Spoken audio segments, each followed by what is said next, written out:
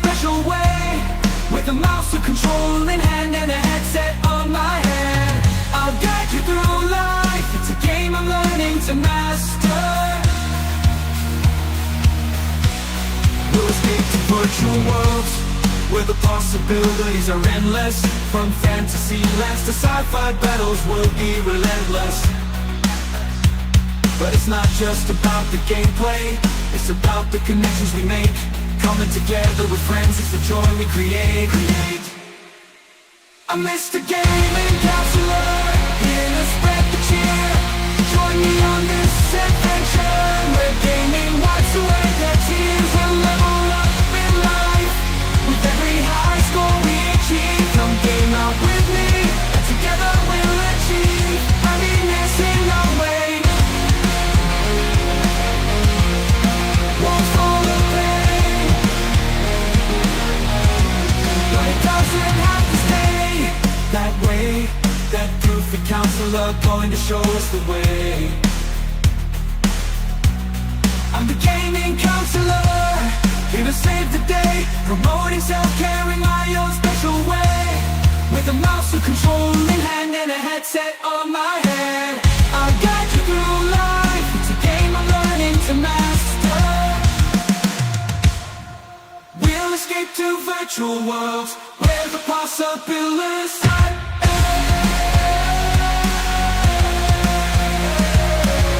I'm Mr. Gaming Counselor, counselor who games out.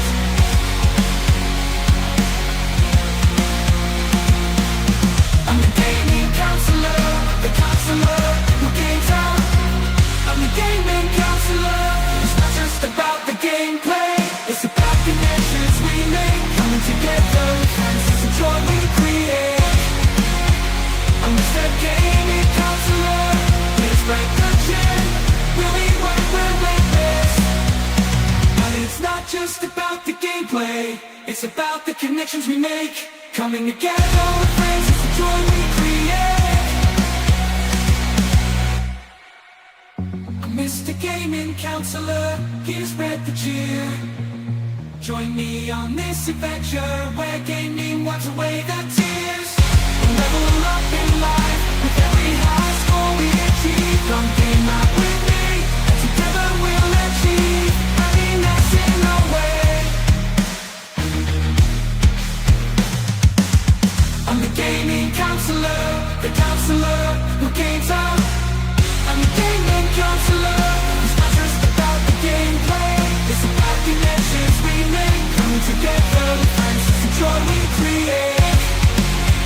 I'm Mr. Gaming Counselor, please spread the chain. We'll be right where we're best. But it's not just about the gameplay, it's about the connections we make. Coming together with friends, it's the joy we create. I'm Mr. Gaming Counselor, here to spread the cheer. Join me on this adventure, where gaming wipes away the tears. We'll level up in life, with every high score we achieve. Come game out with me, and together we'll achieve happiness in our way.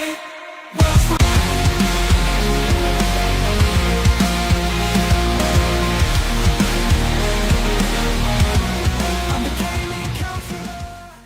Oh, hey, how you doing? I wasn't ready for you. That's awkward. Yeah, I wasn't ready for you. So, yeah, back to the starting screen.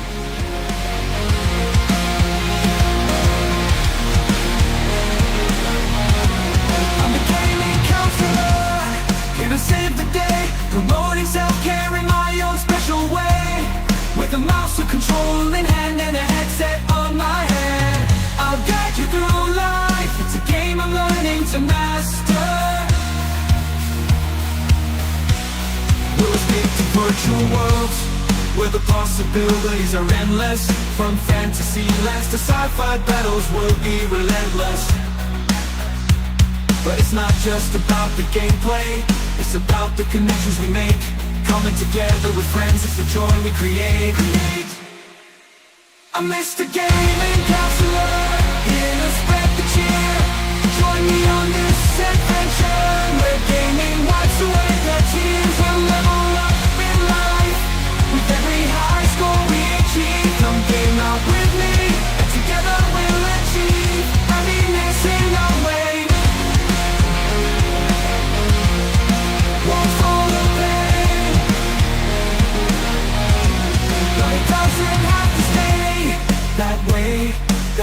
perfect counselor, going to show us the way.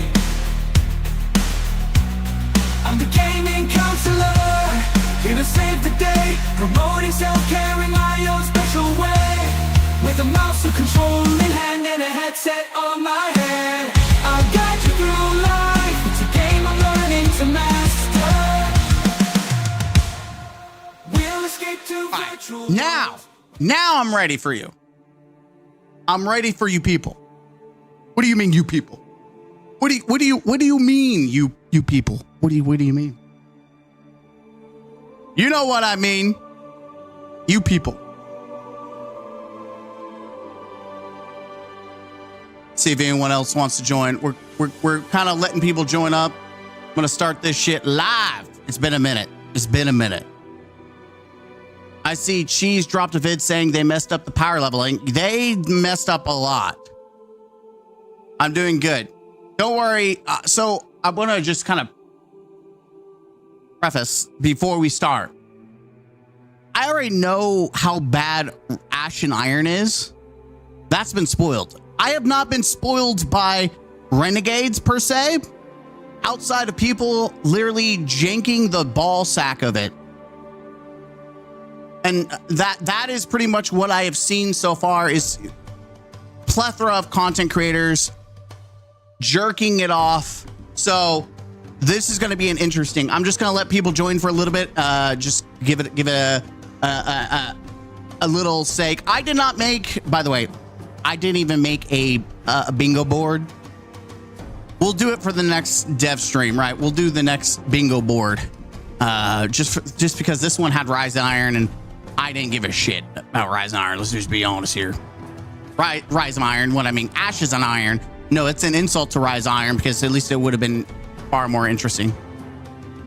All right, let's do this. I'm going to start the recording because I'm actually going to react to this and upload it on YouTube for people who didn't want to watch it live, because we're going to do a lot of talking today, which is why I started early. I just literally got off work, took my pants off, put on a shirt. I literally am just jumping in straight. We're diving. We're going head first, baby. Head first. All right. Welcome to the Counselor's Office. I'm Mr. Gaming Counselor. We are live on YouTube, Mr. Gaming Counselor, and also on Twitter and Twitch. But we are live, and we're going to check out the Destiny 2 Renegades reveal, Ash and Iron. That's right. Plot twist. I already know Ash and Iron is bad. I was on lunch and I could see people talking about it, and I already know people are glazing the shit out of this reveal before I have even seen it. I already know people are glazing the shit out of it. I want to start off this. I want to lay some ground rules because I have not seen the reveal. I want to just make it very abundantly clear. I don't give a shit that it has Star Wars stuff in it. And what I mean is, I'm not going to fondle the ball sack of this expansion in this reel because, oh, Star Wars. And I know that is hard to do for some people who literally are deep-throating Star Wars. Like, if they did an expansion based on Halo, I would lose my shit. I would absolutely lose my fucking mind if it... we'll go ahead and have some music in the background while we talk for a minute. I would absolutely lose my fucking mind. So I get it. I understand.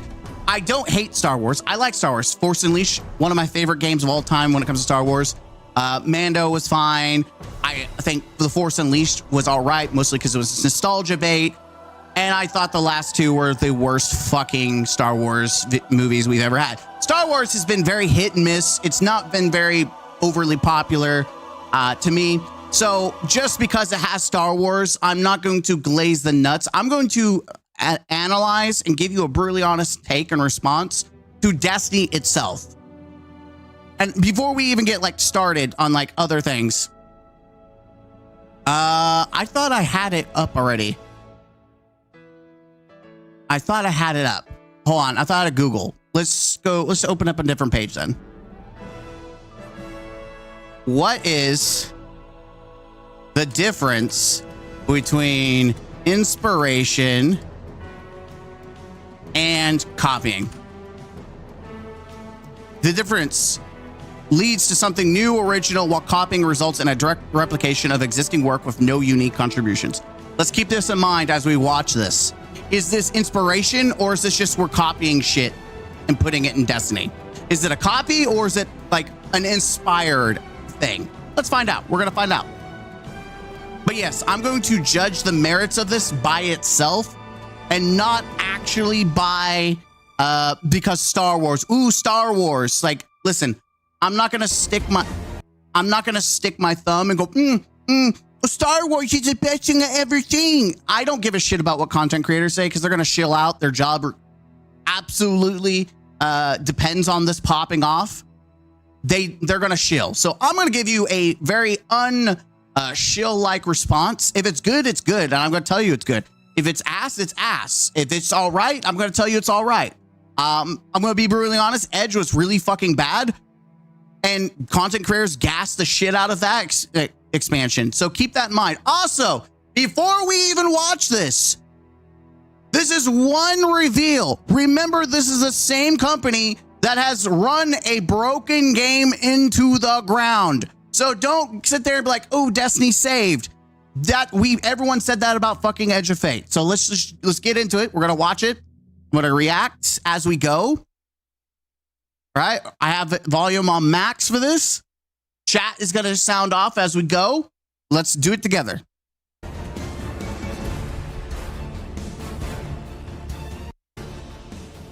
All right, here we go. All right. Hey, everybody. Hey, Guardians. Welcome. My name is Dylan. I'm going to be your host today. And happy 11-year anniversary to Destiny 1's launch. Yeah. I wanted to make sure to cover that at the very top because it's kind of mine.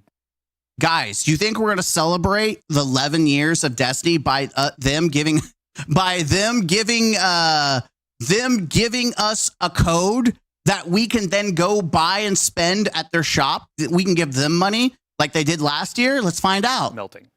11 years of Destiny. Had no idea we'd be here.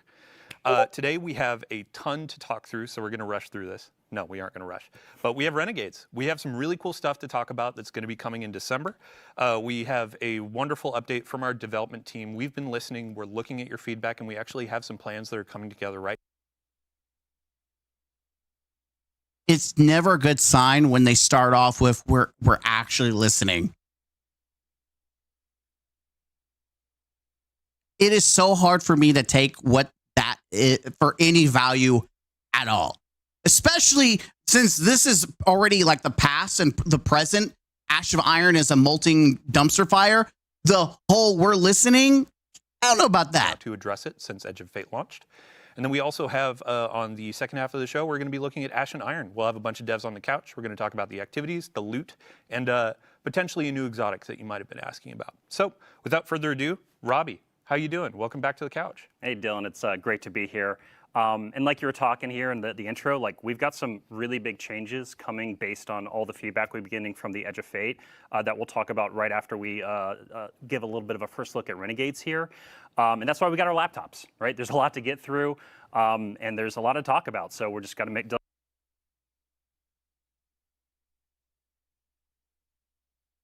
I'm already not liking this. are making sure we're fucking gonna hate get this. through it all. So I we've been already hard at hate it. work on collaborating with our friends at Lucasfilm Games to make something that is like unmistakably Star Wars, but authentically a Destiny story and experience. And so today we get to start pulling back the curtain on that. Mm-hmm. And I'm going to embrace my inner Scarrow and ask, Robbie, is there a Vidoc? I really wish I had a bingo board because right off the rip, we're starting to name content creators. Just shut the fuck up about them. Yeah, so you all asked for it. You're going to get it. We're about to play a Vidoc. That is our first look at the Lawless Frontier. Oh, good. You're stepping into a world of criminals, shady deals, with an arsenal at your disposal that you'll only be able to find within a black market here that's emerged within Seoul. And so, yeah, let's take our first look at Renegades. All right, here we go. Let's see. Seeing how stunningly Star Wars it felt was electric.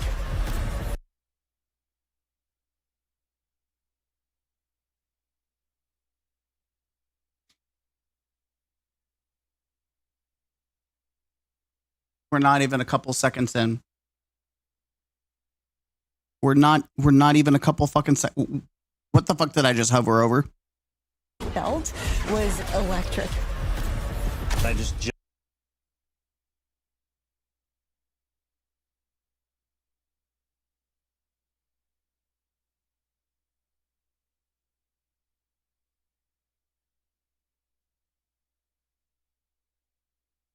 Okay. May the 4th be. I don't give a shit. Show me the star. Show me. You should show it to. Throw it. Show us the gameplay. Yeah. Hey guys, does this look familiar to you? Looks familiar to you, right? Man, it's almost like Fortnite. You get the point. Y'all get the point. I want to see them actually use the fucking Star Wars, the lightsaber. Here it is. Here's your Star Wars right here. Guys, this is Destiny. This is the next expansion right here. Isn't it exciting? Isn't this exciting? It's hey guys, look, Star Wars. Okay, now I'm being an ass, but you like that's the first fucking thing I see is that. I think Fortnite. Holy shit, dude. jumped into that walker and I just annihilated the encounter. Squeezing that trigger and feeling that blaster just go off. Guys, there's no fucking way. There's no fucking way. There's a difference from inspiration. It was like a whole inspiration. New world opened up for me. There's something really that you'll only be able What am I? Was electric. So, stormtroopers, I just jumped into that lightsabers. walker and I just annihilated the encounter. Was it the ATT or whatever it's called? Walker? It's one of the walkers? Brother, can we go back to let's go back to the definition of inspiration versus copying. That is a fucking walker. It is a copy. It's not even like inspired. It's literally a one for fucking one. Even the sound is fucking the same. That is not inspiration, you dumb fucks. Squeezing that trigger and feeling that blaster just go off. It was like a whole new world opened up for me. By the way, I'm not surprised that there's a Star Wars looking gun. We knew it was coming. I'm not surprised. There's something really special here that we haven't really done in Destiny before. That ignition, that hiss, that sound. The same. Oh, it's like It's not even inspired. It's the same fucking movement they do in the movies. that. Okay.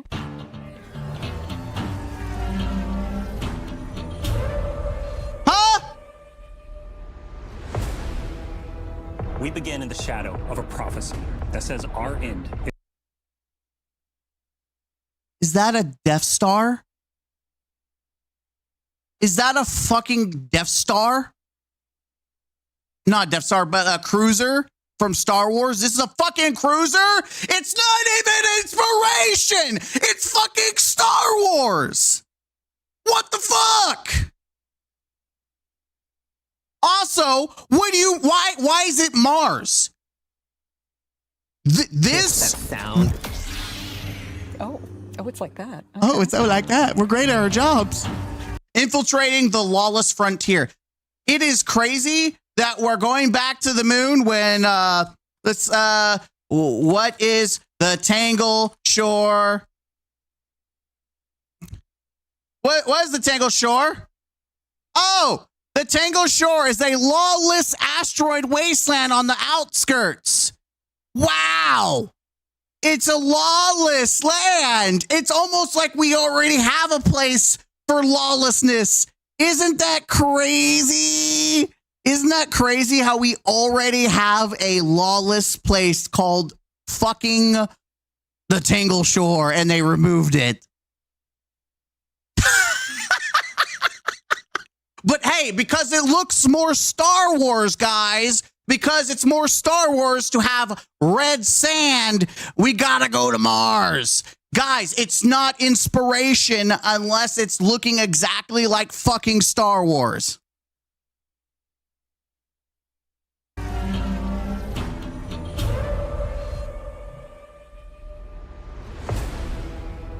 we begin in the shadow. This is of a so prophecy shameless. That says our end. By the way, this is when you have run out of ideas.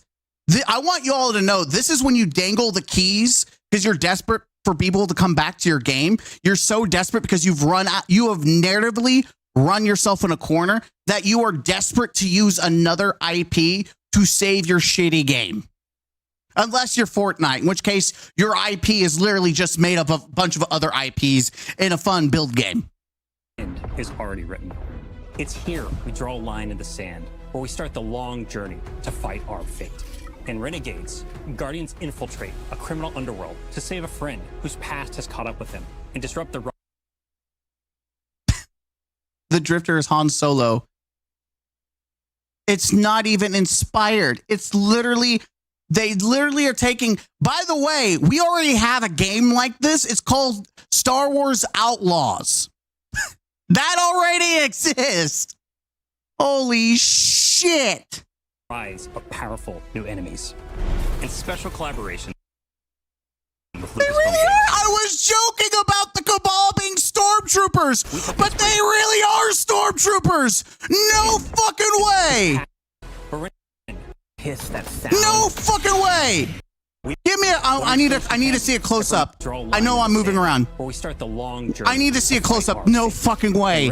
Cabal really are fucking stormtroopers. To save a friend whose past has caught up with him and disrupt the rise of powerful new enemies. In special collaboration with Lucasfilm. They turned the Cabal into stormtroopers.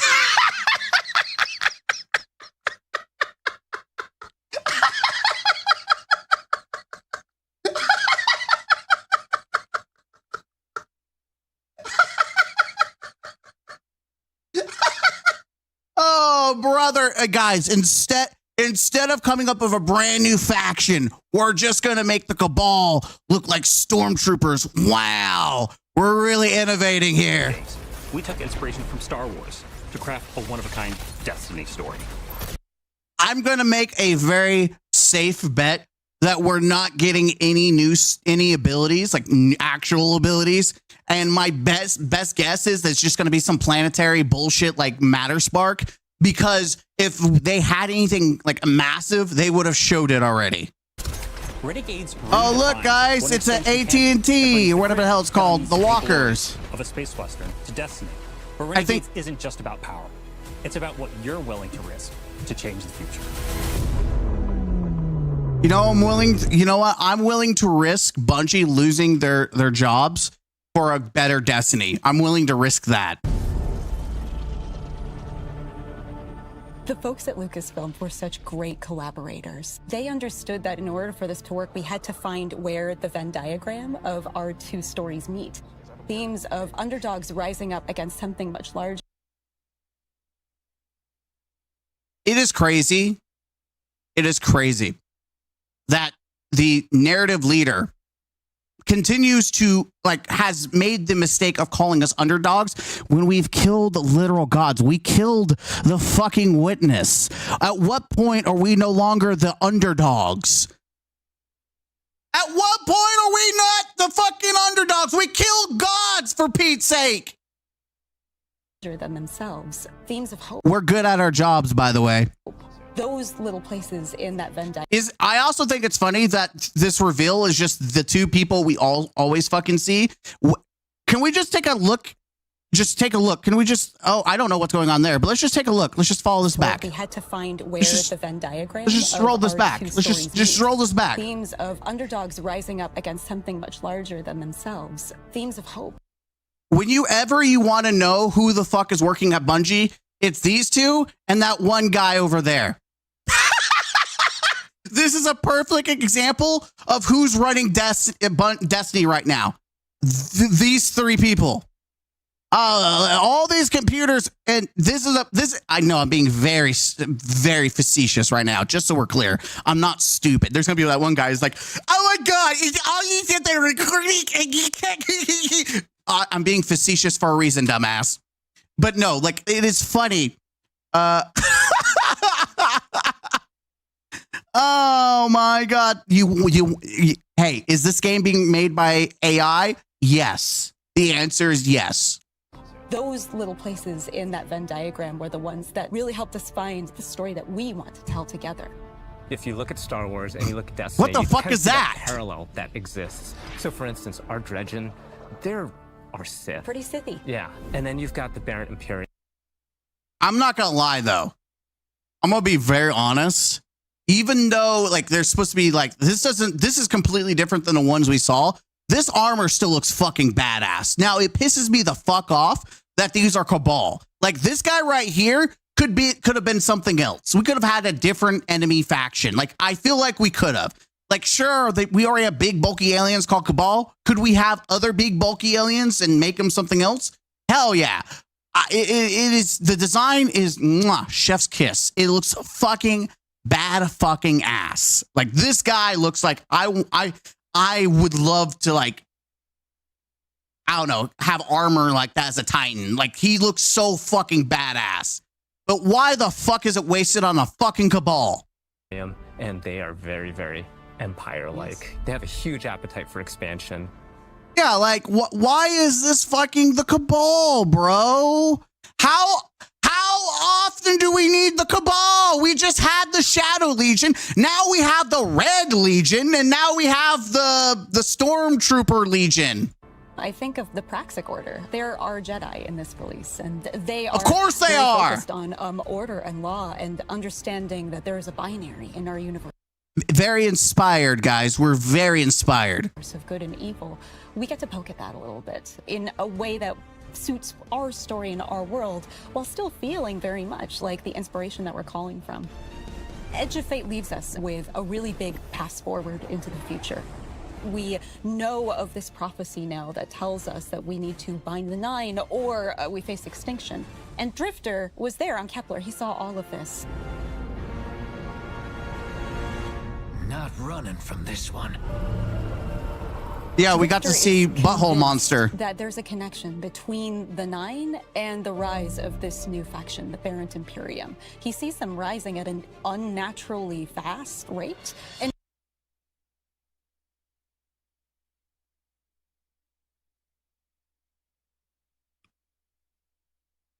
Inspired, guys. Inspired. is insistent that there's a problem. But the Vanguard isn't listening. They're insisting that he needs to stand down. Inspired, guys. The cool thing about this criminal underworld is you and Drifter and your crew, you come in at the bottom, and at the top, there's the Barrett Imperium. You need to work with all these. So we have the Emperor. And then what?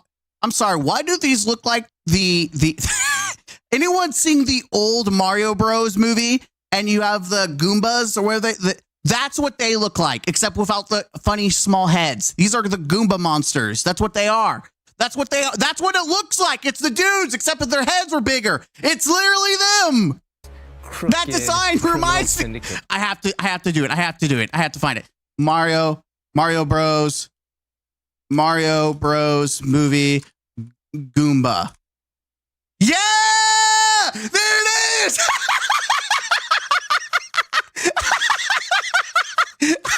Go back. That's what it is. You can't unsee it. You can't unsee it. You can't unsee it. You can't unsee it.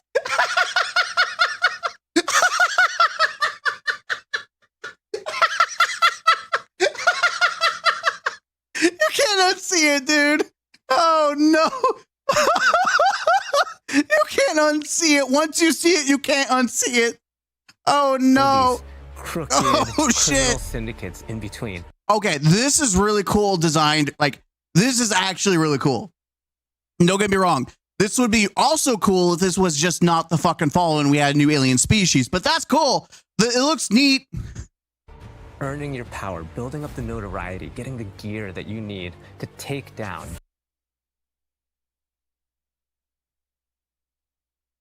I'm sorry. Power, building up the notoriety. Is that Vex playing cards?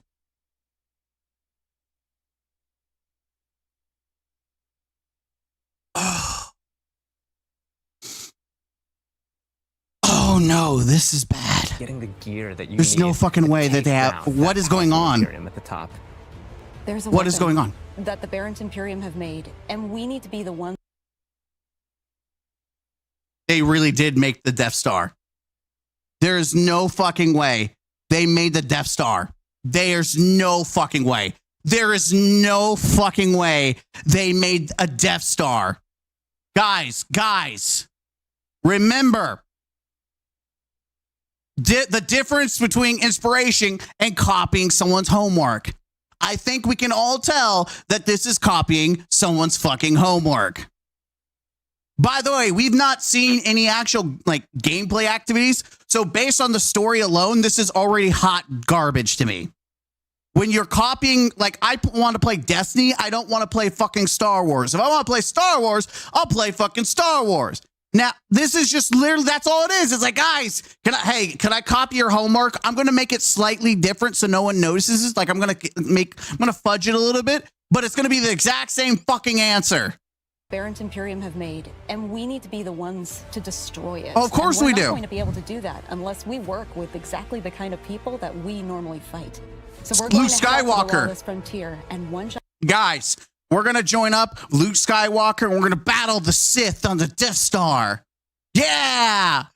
at a time. We're going to be that guy. What if there actually is like Sith and you are actually do fight like a? What if there is Sith? What if there are? Rule the frontier. The lawless frontier is filled with big, chaotic, cooperative activities. Okay. You're going to choose the job. You're going to choose which renegade abilities you're going to take into those jobs. Of course, they're going to, by the way, it's not abilities, it's mechanics. Don't let Bungie gaslight you. We already know from Dark Matter, it doesn't fucking translate to anything else. It's not abilities, it's mechanics. There are no abilities. They just want to make you feel like you're buying something of value and you're not. These are mechanics attached to the fucking world. We already know, thanks to Edge of Fate, we already know this is a fucking lie. Don't get scammed by Bungie. These are not abilities. These are mechanics. And then you're going to drop into the action with your team, smash up those objectives, get as many riches and treasures as you can, and then get out or die trying. I'm sorry. Could you repeat what you just said? I promise I won't interrupt you. The lawless frontier is filled with big, chaotic, cooperative activities. Okay. You're going to choose the job. You're going to choose which renegade abilities you're going to take into those jobs. Which is a lie. And then you're going to drop into the action with your team, smash up those objectives, get as many riches and treasures as you can, and then get out or die trying. Okay. To do that, you're going to go to the Lost Frontier holo map. You'll see Mars, Europa, and Venus with swamps that are very reminiscent of Dagobah. There's some hints of Hoth. Guys, it's funny that they mention maps. I guarantee you're not actually going to go to these planets. It's going to be something in the fucking portal. In Europa, right? Yeah. For fans of both Star Wars and Destiny, like Mars, which is some pits that are very reminiscent of Sarlacc pits. Yeah, guys, very inspired. I mean, actually, that is more inspired because it's not like an actual Sarlacc pit. But I would say that was probably the most inspired thing I've seen so far that isn't almost a one for fucking one. You'll die. These are Destiny locations. It's just we're taking inspiration from some of these iconic places in Star Wars. Let's say It's not even inspired. That's literally the dust, whatever the hell it's called. That's literally what that looks like. go to Mars, and you're going to pick a bounty hunting job for the Fallen to take out some Cabal. And then you either matchmake with people online, you take your crew with you, you can play solo. Every time you drop in, you might be in a different location on the map. Your objectives are The gun looks cool. going to be a little different. That looks cool. And it also might be a different time of day. Wait, that's the armor? Looks like fucking shit. Variety and richness within. And you're going to pick a bounty hunting job. No, I for look at the Fallen to armor. take This out looks some like Cabal. garbage. And then you either matchmake with people online, you take your crew with you, you can play solo. What the Every fuck time you is drop in, this? you Why does it look like fucking ass? might be in a different location That looks bad on the too. map. Your objective. Motherfucker, you have access to like the Mandalorian armor. At least make it look Mando-like. This looks like fucking shit.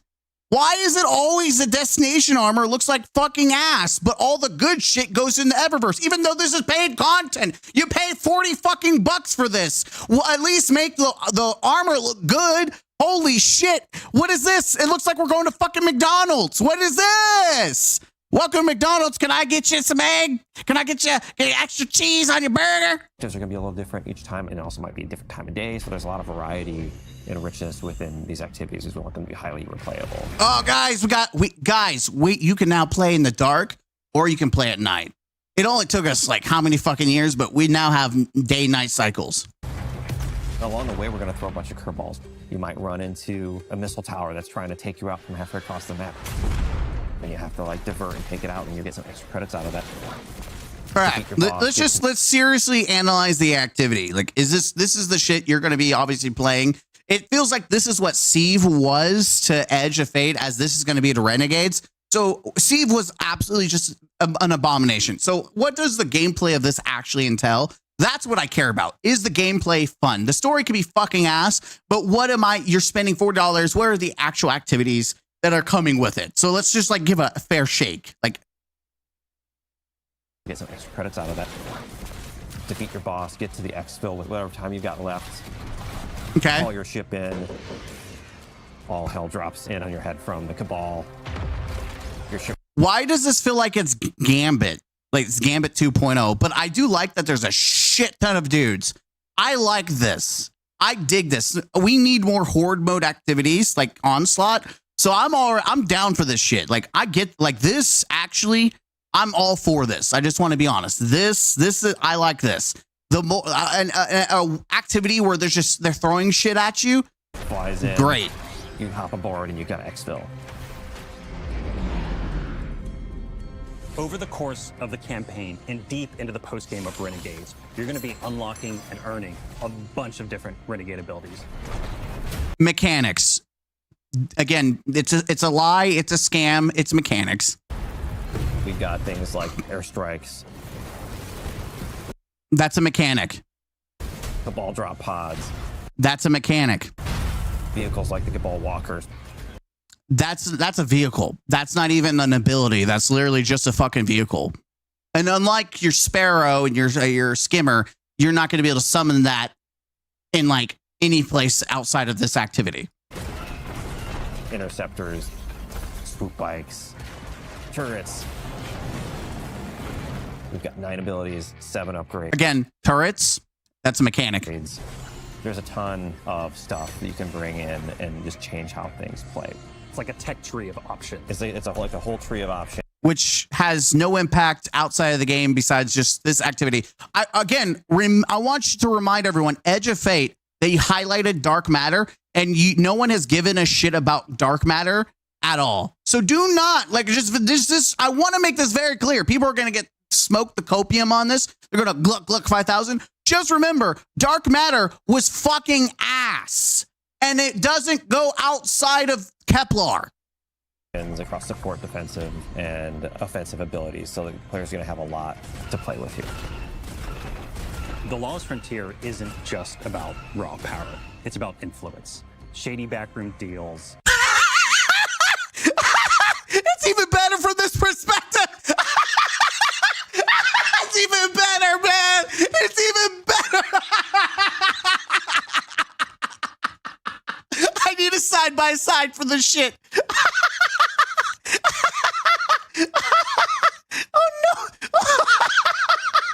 I need a side-by-side. I need this now.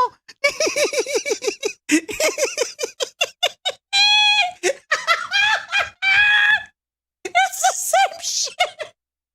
It's a fucking Goomba.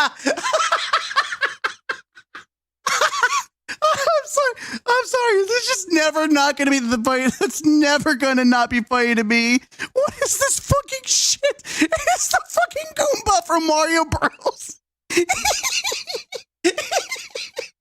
would never see this shit. It's the fucking Goomba. What I miss, Zuppo, what you missed is that they put fucking Goombas from Mario Bros. Movie into the game. That's what they did. They put the fucking Goomba in the game. Yeah! Woo!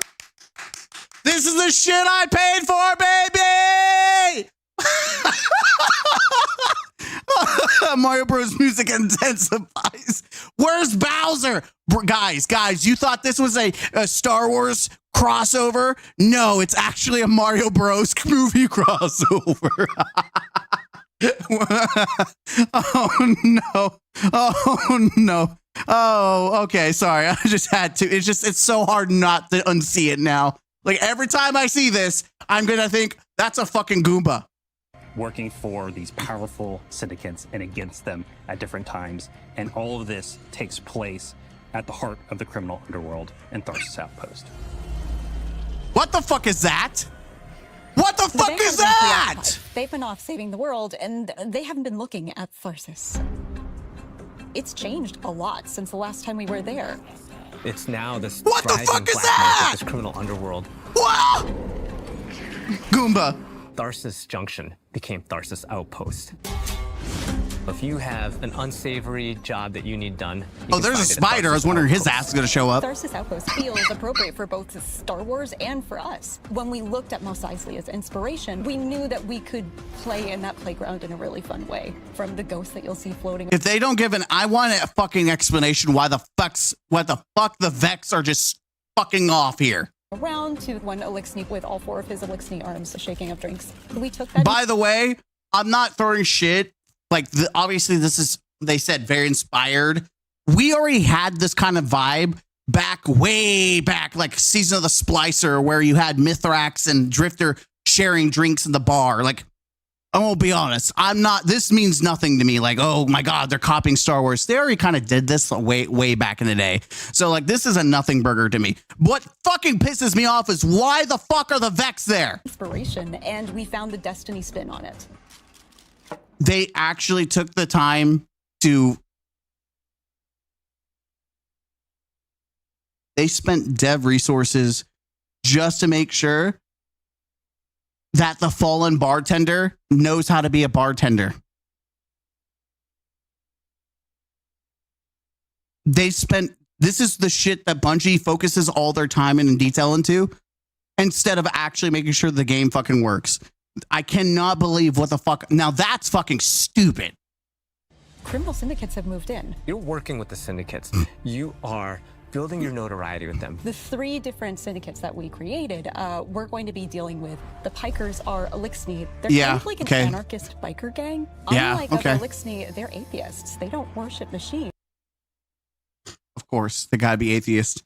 Man, I'm glad. They're atheists. They don't believe in the traveler. They follow relics. We've also got the Totality Division, a subset of the Barrent Imperium. They're run by Scions. Goombas! I'm sorry. I will never not see them as Goombas. Their Enforcer Rao is going to be the leader of this group. And we've got Tharsis Reformation. They are a breakaway group from Maya's Vex. They're starting to think for themselves and figure out what it means to be an individual. There's a super advanced, hyper intelligent collective mind being gets its own individuality. And the first fucking thing it does is become a gambling drunkard. Like, they become gamblers. They're hanging around in the underbelly like a rogue.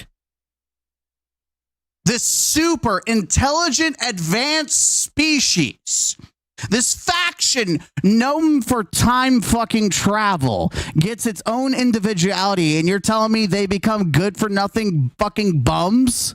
Are you fucking stupid? Are you fucking off?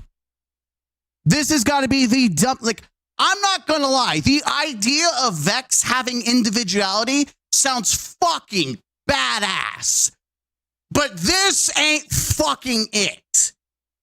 Guys, they're so intelligent. They're so big brain. Now they have their own personality, and the first fucking thing they want to do is wear fucking clothes, even though they're fucking robots. They're robots where their identity is fucking cum. That's it. Their body is a shell. They're fucking cum in a robot, but they want to wear fucking clothes? starting to do crime. They're wearing clothes. Crime and wearing clothes are what all individuals do. What good crime and wear clothes? That's individuality means cloud clothes.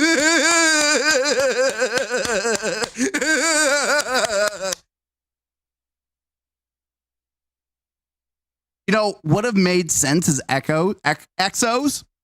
You know, exos make sense because they're humans in a robot body. It would have made sense that there was an exo faction that we had to work with. Like it wouldn't be perfect because it makes the perfect sense. But the Vex, the first time they actually get their own personalities and they become just thugs. God, guys, I know I'm so excited for the next DLC where the next DLC is a crossover between Destiny and Rock Band. I'm so excited. Guys, we're doing a crossover between Destiny and Rock Band, and we're also going to throw in some hip hop songs. But you may have noticed your favorite rapper, Lil Vex. That's right. There's going to be a Vex pop and rap like Snoop Dogg. What? Isn't that cool? Fuck you. We need to have new people to fight and new people to root for. And this was our opportunity. But the heart of the Renegade fantasy is not just surviving the lawless frontier. It's garnering influence and building your power so that you can bend it to your will. In the end game, we get the best weapons, the best armor, the coolest exclusive cosmetics. You're gonna need to work with the syndicates to increase your notoriety by completing jobs successfully alone with the crew, and then doing so you'll unlock our highest risk, highest reward jobs. And at the same time, you're gonna have the ability to do a special job that'll take you off planet to the dungeon. Oh, the dungeon.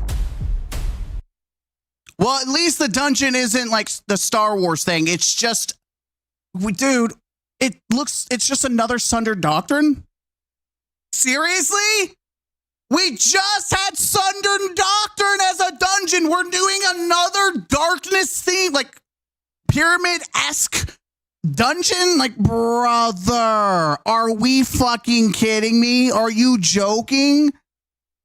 We just had a pyramid-style dungeon and we're doing it again? Fuck's sakes, dude. And you'll also unlock Invasion. That's right. What the heck is Invasion?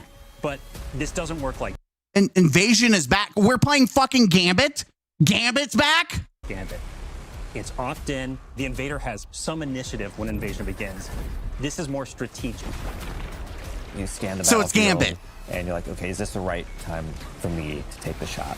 This is And Gambit. what's the You're right playing tool Gambit. for me to do it. Do I use an airstrike or a vehicle? Do I use a couple? So people had problems with fucking Gambit, so we decided to do that, but fucking worse, because now you get to do all these mechanics that fucking just want to make you just beeline and jump off a fucking cliff. Great. Praise be! Gambit, baby! We're playing Gambit! Woo! Gambit 2.0! Gambit Divers! Hell yeah! Gambit Divers! Fuck yeah! I've not played Hell Divers. I've seen a little bit, but now that you're talking about it, it does look like Hell Divers. A walker. Just watch out for that double cross. Yeah. Double cross? So, it's not even fucking inspired, dude. That's literally Star Wars. And, like, what the fuck? It's literally Star Wars. It's hard to be excited Renegades for this marks shit. The Guardian's descent into a criminal underworld. I fucking hate the face. Goomba. I'm sorry, I can't even take this shit funny seriously because it's a fucking Goomba. I can't take this shit serious. It's a fucking Goomba from Mario. By the way, this is dog shit, by the way. This is the only thing I'm finding humorous. So let me have my laugh because I would be crying inside if it wasn't for this. It's a fucking Goomba. A world of shadows and syndicates where your light and your Honestly, it's just a reskin brig. No, it's not. reskin Brig doesn't shoot out, make pew pew sounds and lasers. Like, and it looks verbatim what a walker does. It's literally a walker. Brigs have like more functionality than that. Now, obviously, the Brigs from heavy metal are a different, like, obviously different tech. But like when you're fighting an actual Brig, it does more than what the walker does from Star Wars. Like it flies up the air, it does a whole lot of shit. It's a mech. You're talking about a mech versus the Star Wars leg walker that shoots out like pew pews. Choices will cut a. I know I pissed off anyone that's a diehard fan that I described a walker that way. There it is. AT-AT. That's what it is. Okay, I was calling it AT&T. Like the service AT&T. It's an AT-AT. Thank you. I'm pretty sure that's what it was. I was just calling AT&T. Path forward. You'll fight dirty, break the rules, and build a hardened crew that can take on any job, standing up to the most ruthless. I fucking hate the lightsaber. Fucking hate it. By the way, I have the wrong fucking screen on. Sorry, chat. You have a time to talk. Oh man, Superman. By the way, Bungie's really good at making shit look good, and I guarantee it's not gonna look this good. I fucking hate everything about this. Even in the darkest corners of this world, there's still a glimmer of hope. Guardians will have to find their own version of balance between loyalty and survival, between power. No, it's AT. Thank you. And purpose. Because there's ATST. I have AT. You know what? Let's just solve this before. Every time I see that. Star Wars AT Walker. Yeah. Oh no. Okay. That's the AT Walker. This is the ST. Yeah. Okay. There it is. This all-terrain scout trooper. ATST. All-terrain scout transport. That's what it's called. There we go. I got you guys. Don't worry. Everyone out there, you've been screaming in the void. It's an ATST Walker. By the way, at least I got Walker correctly, so don't be hating me. I got it right. By the way, Goomba. There's more at play than credits and contracts. Forces are on the move. Okay. That's badass. Why? But why is it a cabal? It could be its own enemy type. It could have been like this cool cyborg enemy. Like this looks cool. Like that looks cool, man. Ones that see you not just as yeah. Why is Bungie so scared to make a new faction? I know they did Dread, but like a new faction for the new saga. But as a piece on the board. What the fuck is this? To change the future, you'll have to become the one thing they never saw coming. No. No. No. No! They actually did it! What the fuck? It's the Death Star and a freaking Sith Lord! Oh my god! Oh my god! They actually did Luke fucking Skywalker and a fucking Sith Lord! Take off as soon as you can. Oh my fucking god. What fucking dog shit. Guys, remember, inspiration versus fucking copying. I think we can safely say Bungie stole Lucasfilm's homework. And guess what? They can do that because they paid for the IP rights. That's the difference between inspiration and paying for IP rights to copy. That's the difference. If you're doing something that's inspired, you don't have to pay royalties for it. Inspiration does not equal you have to pay for IP rights. You don't have to pay for the copyrights. You don't. If that's the case, then half the shit that Bungie's done that looks similar, like, again, the Halo stuff was inspired, but they didn't have to pay for it.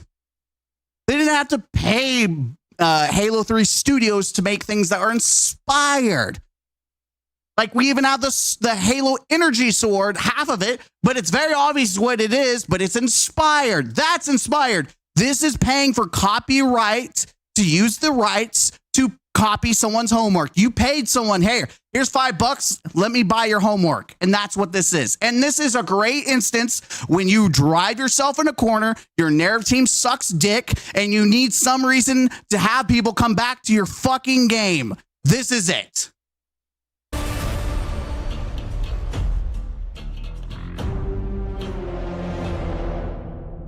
What a literal pile of fucking shit. I guarantee people will come, they will consume this content, and then they will fucking leave. Unless Bungie comes out like Star Trek crossover or Family Guy crossover or Dora the fucking Explorer. How expensive would it have to be to acquire rights to Star Wars? Well, first off, Star Wars is not doing so hot, so I'm sure they're doing business with anyone they can, because Star Wars is probably losing a lot of fucking money. Like, they've had some really shitty movies, they've had shitty TV shows, and some of the games have just not, like Outlaws has not done well. Though, let's be honest, those games, they get paid for people to use their IP, so they don't lose any money. They just get that money up front. And you got to think, Bungie has paid for this up front. All this has been paid for up front. Bungie has already used what money they had for this. So, which is why they keep milking the Star Wars shit as much as they can. They're going to continue to milk it as long as they can because they paid for it. And there's a fucking X-Wing. You guys, it's not even fucking inspired. This is literally copying someone's homework. This is not inspired. This is literally copying someone's homework. You're not that like is like what is the current IQ of the world? What is the current IQ of the world? The average in the United States. Let's just do the average. What's the average? Average IQ. That's just the average.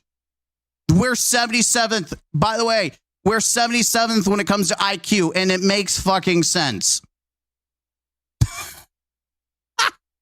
Oh no, it's so fucking bad. It's so fucking bad. It's so bad. What is this shit? Welcome back. Sorry, I love Vidocs. I gotta stop looking at chat. Let's get the show on the road. So pre-orders for the new Renegades Standard Edition start right now. And we actually have some added bonuses. Even if you pre-ordered the, what do we got? Year of Prophecy Edition. Guys, if you're going to buy this, go to the dark web, the black market, whatever. Get the shit for like $40 for both expansions or cheaper. I'm not going to tell you where or how. For the love of God, if you're going to buy this just to see, don't give Bungie your money. Go to the black market. I'm not going to tell you how to do it. But get that shit cheap. All right, and also, a shout out to Cannonball for the 10. I'm going to read your stuff in a minute, so just hold off on that. We have 2 additional cosmetics that are going live today with the patch. The Starside Introduction Emblem and a new exotic ship, which we call the Renegade Leader. Yeah. You're going to see it on the screen right now. Very inspired. Question. What are we looking at? I mean, I think we're kind of looking at something that looks like an X-Wing here a little bit, maybe a little red leaf. A little bit? I mean, a little bit. A little bit. No. A little bit is saying that Cabal looked like a Goomba. That is saying that it looks a little bit like a Goomba. That's a little bit. This is a fucking X-Wing. Right? That is a fucking X-Wing. There's no little bit. The Goomba, that's a little bit, right? Cabal looking like Goombas, that's a little bit. This is a fucking full-blown ass thing. Had a lot thing. of fun with. So we wanted to build like an iconic ship, Dylan, that kicked off the road to Renegades here over the next few months. And what's cool about this is you're actually going to see your ship, whatever ship you have equipped, that's going to be flying by when you deploy your Renegade abilities in the Lawless Frontier. And also, that is a good question, Travis. What is actually different from an X-Wing? You're going to be using your ship to... They should have made it, like, they should have put, like, 20 wings so they could call it a 20-winger. Go between different areas within the Plaguelands here in the Reclaim activity that's launching today as well. Awesome. So with, pre-orders talked about, let's dive into the Vidoc. Robbie, where are we starting? Yeah, so I think it's like probably best. There's so much like to do a really. By the way, I will say that I appreciate the Vidoc. I think that was a good choice. I'm a fair man. I think they succinctly covered everything, and it wasn't about the portal. All of that was about just the expansion. None of it had fucking to do with the portal. That is phenomenal. I will give up. That's it. That is the only shit that I'm praising about what they just showed was the fact that it was a Vidoc and not a bunch of devs circle jerking each other. Kind of quick overview of what we looked at here. So Renegades. I also appreciate they showed the empty building because that represents what's going on in Bungie right now. Thrust you and your crew into the heart of a lawless frontier that's emerged around Mars, Europa, and Venus. That is a good point. They mentioned the pre-orders and they added more to it. Please, guys, please pre-order. Please, please. We need the money. New locations across those places. And you're trying to keep up with Drifter, ultimately, who's chasing startling visions of calamity and rumors of a powerful new Cabal faction that's rising, the Baron Imperium. That Imperium's installed themselves as top dog in the criminal underworld. I'm sorry. So the linking between Mars and the Star Wars shit and the giant butthole monster is that Drifter is now having visions. That has got to be the most bullshit linking I have ever heard.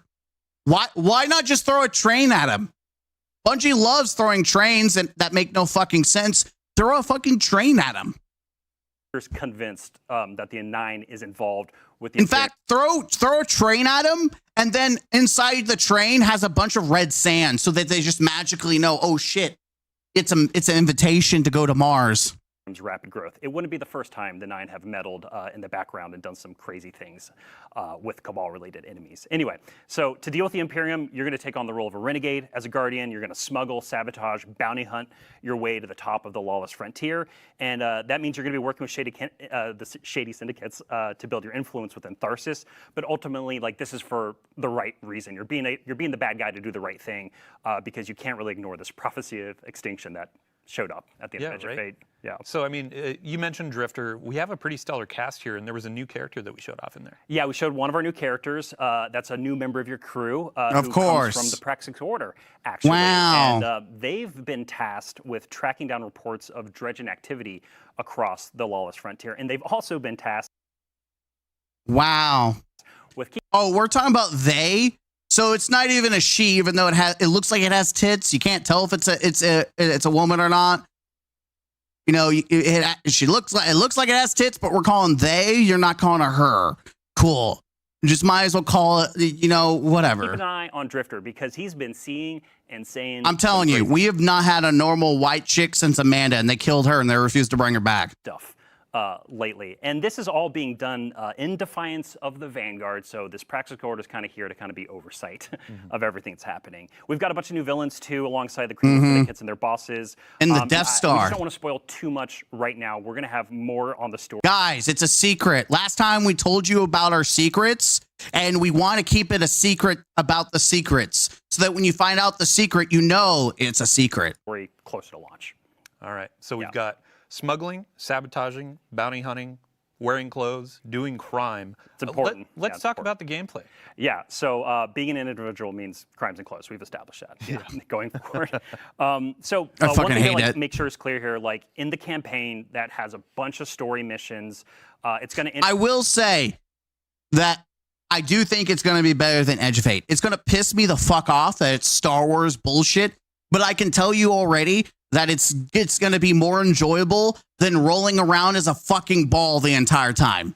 I think the bar is so fucking low that I got to be fair about this. I think this is going to be far more, like, it looks like it's going to be the Tangle Shore 2.0, and maybe that's being hopeful that it's even enjoyable, but I think it's going to be better than Edge of Fate, because Edge of Fate was fucking awful. Introduce you to also the jobs that you'll be taking in addition to those story missions within the lawless frontier. So you'll be kind of climbing the ranks of the criminal underworld here because the syndicates are not going to trust you out the gate. You kind of have to garner influence with them before they're going to help you out in dealing with the Imperium. And so they removed vendors and reputation in the game, only to bring it back as a activity in Renegades. Is that what I'm getting? Was that what they're saying? You're going to have to build up reputation with these factions, which we've also had factions before, and Bungie removed those too. But we're getting all that back in a paid DLC.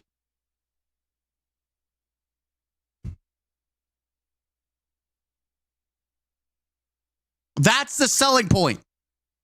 Vendor reputation. By the way, vendor reputation was free. That's the selling. That's your golden goose. That's the end game.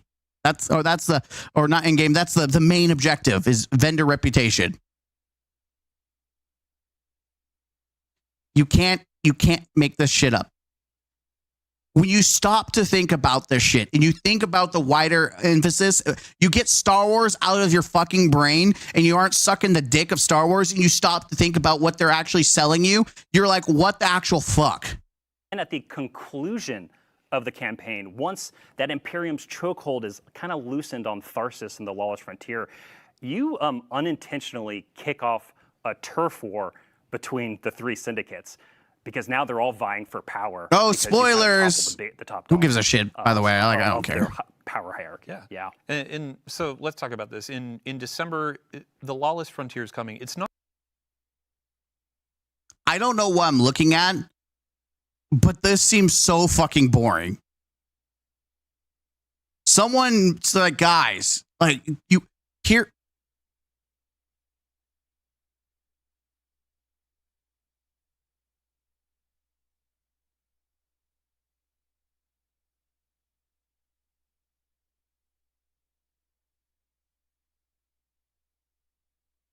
Tell me, guys, which is more exciting to you? Which seems more interesting? This screen? If I pull it up, this screen for syndicates? Or this screen? This screen? Or this screen? Symbols, and it's really, it looks, it's not the biggest, best thing, but it's at least unique. And then this thing. Like you have 3 dots on a fucking screen versus you've got an entire panel.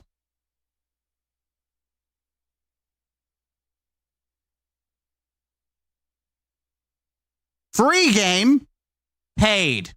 Free, paid. Not just like a concept. It's an activity. Yeah, and I know we're showing something on screen right now that is when you go through this daily ritual of dealing with contested territory, you'll be able to target the syndicate you want to kind of take down in that moment. But ultimately, the Lawless Frontier is a new activity where you'll be carrying out a variety of those missions, those smuggle, bounty hunt, sabotaging. I think you kind of can tell what they're going to be all about just with the name of them.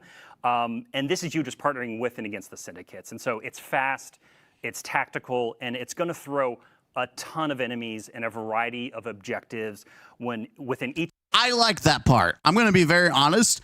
Shit ton of enemies, making things far more exciting. The biggest thing that I have a problem with the portal is that it's a bunch of enemies, but they're spread the fuck out. It's like pockets of enemies, and it's just not as exciting.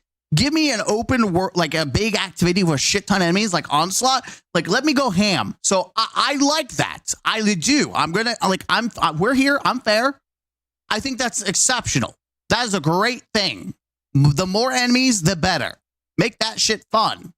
Each of these jobs at your fire team in new locations across Mars, Europa, and Venus. This is all about big, chaotic co-op action within the Lawless Frontier.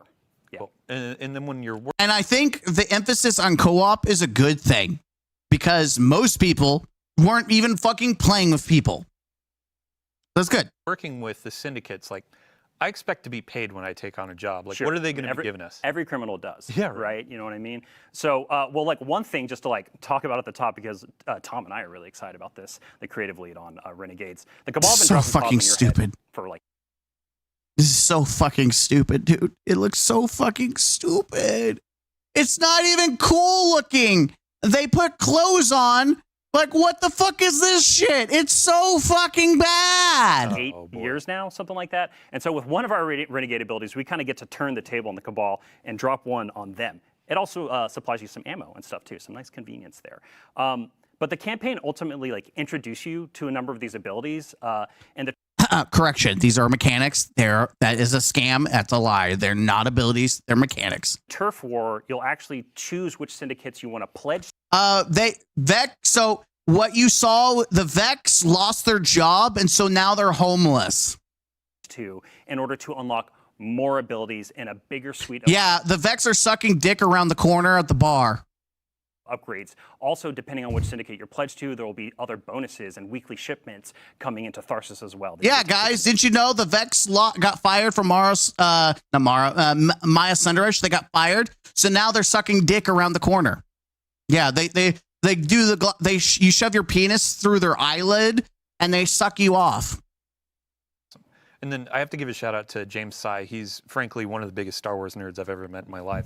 But he was talking about the blaster and that feel the first time he shot it. Like, let's talk about him. Yeah, I love that blaster, and because like my personal joke is it's like Forerunner at home. It's kind of like a legendary version of that exotic, and it just feels fucking incredible. Oh, sorry, it feels incredible. Excuse me. Wait, what did you say? It just feels fucking incredible. Oh, sorry, it feels incredible. Excuse me. For kids at home. What the fuck was that? I've got to cut that. That's going to be a soundbite. Frankly, one of the biggest Star Wars nerds the first time he shot it. Like, let's talk about him. Yeah, I love that blaster, and because like my personal joke is it's like Forerunner at home. It's kind of like a legendary. So it's legendary. It's not even. It's not even exotic. Incredible. Oh, sorry, it feels incredible. Excuse me. For kids.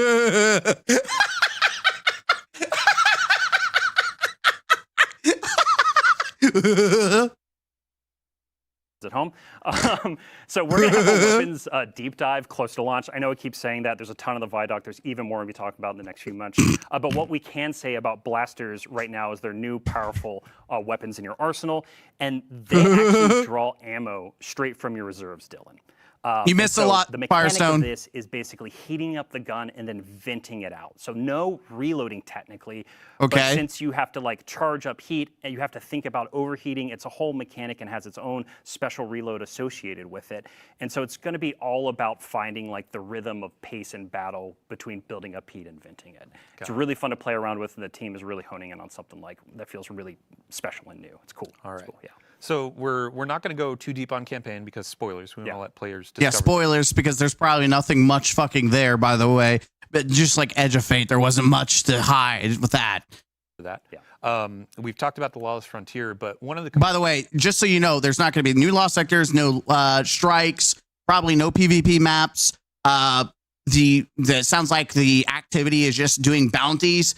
And then the dungeon, that's going to be the thing. Even though we've had 2 dungeons in a year, in a raid, now we just have a raid in a dungeon. So you're actually losing content for $40. So I feel like this is probably going to be worth the $20 market at this point. Unfortunately, he's probably not going to be worth the $40 because it's probably going to be shit. Opponents is invasions. Oh yeah.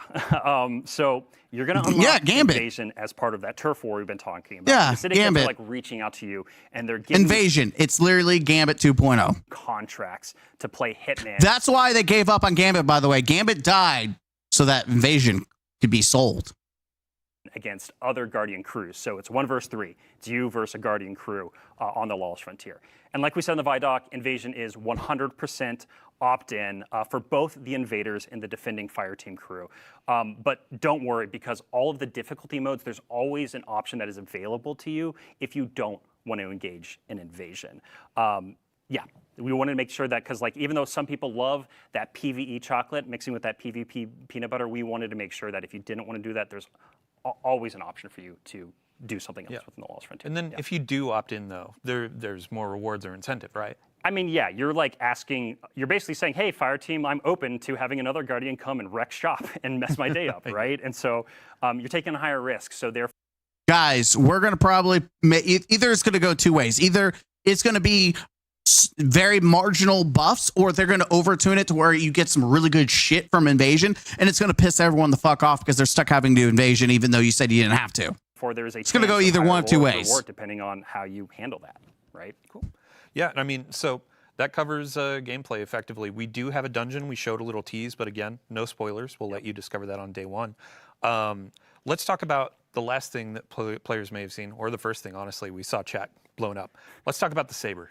Right. So, yeah, this God is damn it. Destiny's homage, right? It's our love letter to the Star Wars lightsaber. By the way, there's a difference between inspiration and homage and a copying of the lightsaber. And I'll give you a perfect example of a game that I have played.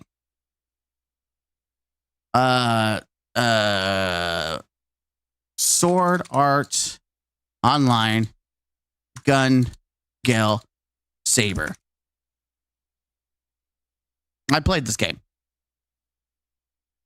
This right here, you can't see it. God damn it. There you go. That is inspiration, right? It's very obvious that's a fucking lightsaber, but they don't make it sound or act like a lightsaber. They don't use it outside of using it like a fucking sword. But it's very obvious that this is inspired by a fucking lightsaber. Two people can see the fucking eyes. Like, oh, that looks like a fucking lightsaber. But it doesn't act like one. It's treated like a sword. They clearly see you holding it like a fucking lightsaber. It makes the sound of a fucking lightsaber. It is thrown with like a lightsaber. It's a fucking lightsaber. It's not inspired. You're literally paying to copy the IP. Let's not, lie to people. Just put your dick on the table and say, hey, we put lightsabers from Star Wars in the fucking game. It's a 1-for-1. Enjoy. And we're calling it the Praxic Blade.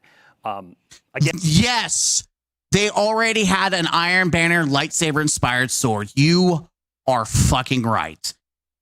Destiny 2 Iron Banner sword. There it is. That is inspired. You can't see it, but like Goomba. That is inspired. This is what happens when you make something that looks inspired by a lightsaber. It's Razor's Edge.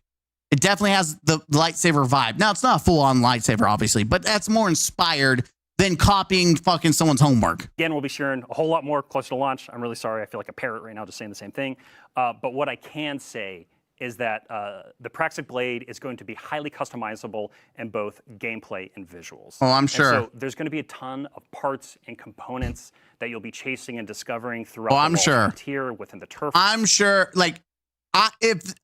it would not surprise me that this is not even, like, I imagine there might be two versions, an exotic that you get to keep and a relic that you upgrade that only stays on on this activity, like in this section of the expansion. Like, I guarantee we're going to get a lightsaber exotic, and then we're going to get one where you customize it, because I guarantee you're going to have all the cool, like, force choke abilities and shit they're going to try to sell and pump up your ass. Or within the dungeon itself, and this is all about kind of making the Praxic Blade your own.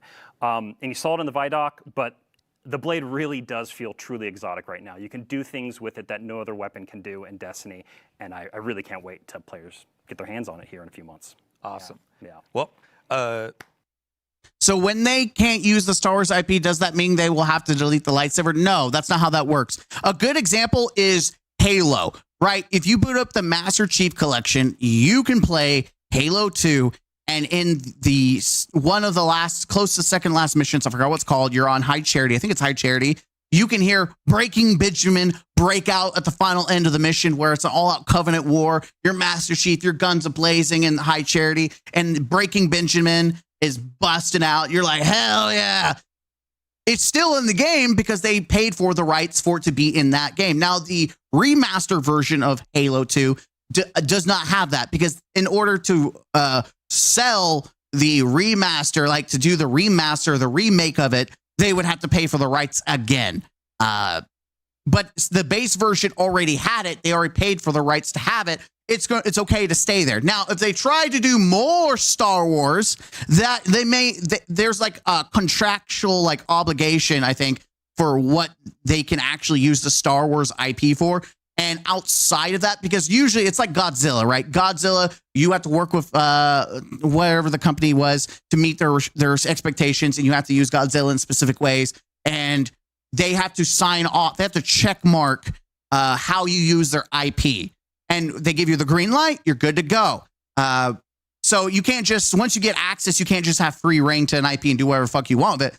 You still have to meet guidelines and certain things that the original IP owners want you to use it for. It's like you giving the rights for people to use your own personal like image, right?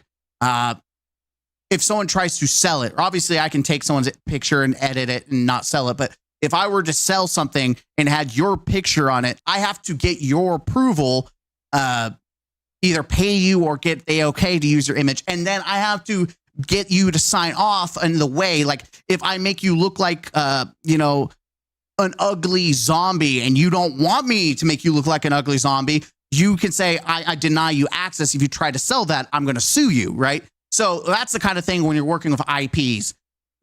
It's a long process. They can't just do whatever the fuck they want, which is why it's more Star Wars and less Destiny. That's it for Renegades. We have 2 more big subjects to go through today. So thanks for running us through that. Of course. Our next section is going to be all about quality of life. It's going to be... Okay, I'm going to hold off on the quality of life because quality of life is free. So this is my take on the Renegades reveal. So far, I think it's going to be better at base than Edge of Fate when it comes to gameplay. I think the story is going to piss me the fuck off because it's just Star Wars. And if I want to play Star Wars, I would go play my favorite Star Wars game, The Force Unleashed, which is the second one's the first one's phenomenal. If you haven't played, it's an old game. Star Wars, The Force Unleashed, phenomenal game. Fantastic game. Love it. This shit's going to piss me off. So it is very obvious that it's a cash grab, and any content creator that's telling you that Destiny's back, no, Star Wars is back.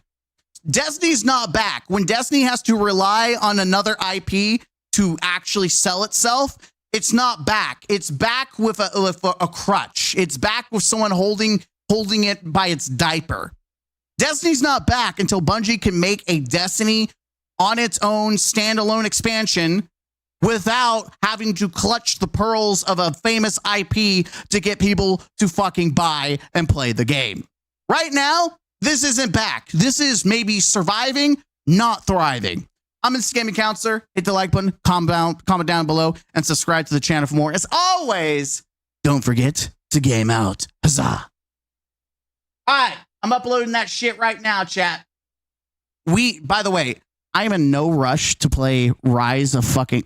sorry, I keep saying Rise of Iron. It's not Rise of Iron. I am in no rush to play. We're going to try it out. We're going to do it live. We're going to play the new season update. But I am in no rush because we're going to react to it, by the way. It's a fucking dumpster fire. It is a fucking... By the way, that laugh that he does, I'm going to clip that. It's going into the folder that I have of... them saying, we're great at our jobs. Like, that is going to be added, and I'm going to meme the shit out of it. This game is on life support. It is it is on life support. Ash and Iron is a disgrace. Rise Iron. Dude, it's literally just a joke. It's a joke. All right, so I'm uploading that. Let me know if things, the quality drops. I'm sorry if it is. Welcome back, ladies and gentlemen, to the counselor's office. This is the second part of the reaction to, this is more of like the quality of life changes in the future, and we're going to be reacting to Ash and Iron and whatnot. So we're cramming it all together. I'm going to give my personal take and thoughts, but we're going to jump right into it. No like perky intro scholars, because I know that you just want to get into the action. Chat's with me, so they're going to be sounding off as we talk about it. So we're going to jump into the quality of life changes that is planned for both in the future as whatever it is. About a lot of the feedback that we've been seeing in the live game since Edge of Fate launched. And then after that, we'll be talking about Ash and Iron with another cast of devs to talk about a bunch of cool stuff. Okay, cool. So ultimately, we have quite a lot coming over the next few months. We're going to be talking about a bunch of high-level goals, objectives, some of our philosophy. We do not have a roadmap today, but we will have a roadmap in the next few weeks outlining our road to Renegade. I'm sorry, I had to laugh. We're going to give you, we don't have a roadmap, but we're going to have a roadmap for the roadmap leading to Renegades. We're going to have a map for a map for a map. Dude, it's like the TWID saying, guys, we don't have anything now, we'll do it in the later TWID. And then you have a TWID saying the exact same thing. We don't have anything right now, we're going to have another TWID. Like, it's like, just say you don't have fucking anything right now and just stop saying we're going to do a thing for a thing for a thing. Just, you don't fucking have a plan. You just say it. Just say it. I'd rather you be honest and say, we don't have a fucking plan right now. We're still working, man. We're heads under. We don't have a fucking plan. We have nothing to give you. Sorry. We're being honest. Which I've been calling it selfishly. So we'll figure out a fancier name for it at some point, but let's dive in. I think the first thing that I want to talk about here, let me get this up. I mean, ultimately, this feels like we're having a mini community summit on stream. Yeah. But let's talk about rewards. Let's talk about the portal. That's what it should be. The community summit should involve the community, not content creators. Let's be brutally honest here. Let's talk about power. Let's talk about the climb and the feedback that we've The worst. Yeah, so to do a little bit more table setting and framing here. Okay, so I'm going to read this and we're going to go down and we're going to see how it reacts, right? New activities, Renegades camping, lawless jobs. First off, this is paid. So I'm actually okay if they make the campaign that you pay for have value in this climb. That was the biggest issue with Edge of Fate, is like you buy it, but then it's fucking useless. I'm going to say this is okay. However, I still think the base game itself should also have more options because 90% of it is still soft sunsetted that people paid for. Like, there's a bunch of other paid content that has no fucking value. And it's not, it drives me crazy. And here's the thing. I would be okay with the power climb if you told me I could just do raids, but I won't get tier loot. It will piss me off, but I would be okay if you told me you can grind to 550 or whatever bullshit just by playing the game. Play whatever you fucking want. You're gonna get drops. Now they won't do that because they want you to focus on the shitty ass fucking score system, which is fucking dog shit. I think it should be based on the difficulty of the fucking activity, not based on the fuck all of scores. Like, it's just fucking ass. Like, just, if I do a master fucking raid, give me fucking pinnacles. Like, that's letting you play the game how you want to play. But this is good that there's at least a reason to give a shit. You can get some power from the thing you paid for. So that at base is good. That is something that should have happened in Edge of Fate. Like we said at the top of the stream, we've been taking a lot of this feedback to heart, right? We've been listening very. What that translates is, guys, you've stopped playing. We almost went under 20K on Steam, and in consoles have also dramatically dropped. No one's fucking playing our game, and Sony's breathing down our neck, threatening to start firing people. So we have no choice, especially after we showed you guys we don't actually give a shit about what you think or say, because we were actively about to make the game worse. Like, it's just like the Skeletor video where he's like, what was it? You can't undo Poland, Hitler. Like, we saw that shit, right? You can't undo what you showed. You showed your hand that you fucking don't actually give a shit about the community. You can't act like that TWID never showcased your actual sentiment towards player feedback. You are going to fucking screw over the community. So let's not act like, oh, we're just now taking your feedback. Fuck you. You're doing it because your fucking jobs are on the fucking line now. It is some fucking bullshit and insincere to say that you are listening after you did multiple shitty ass blogs showcasing that you did not give a fuck about your community.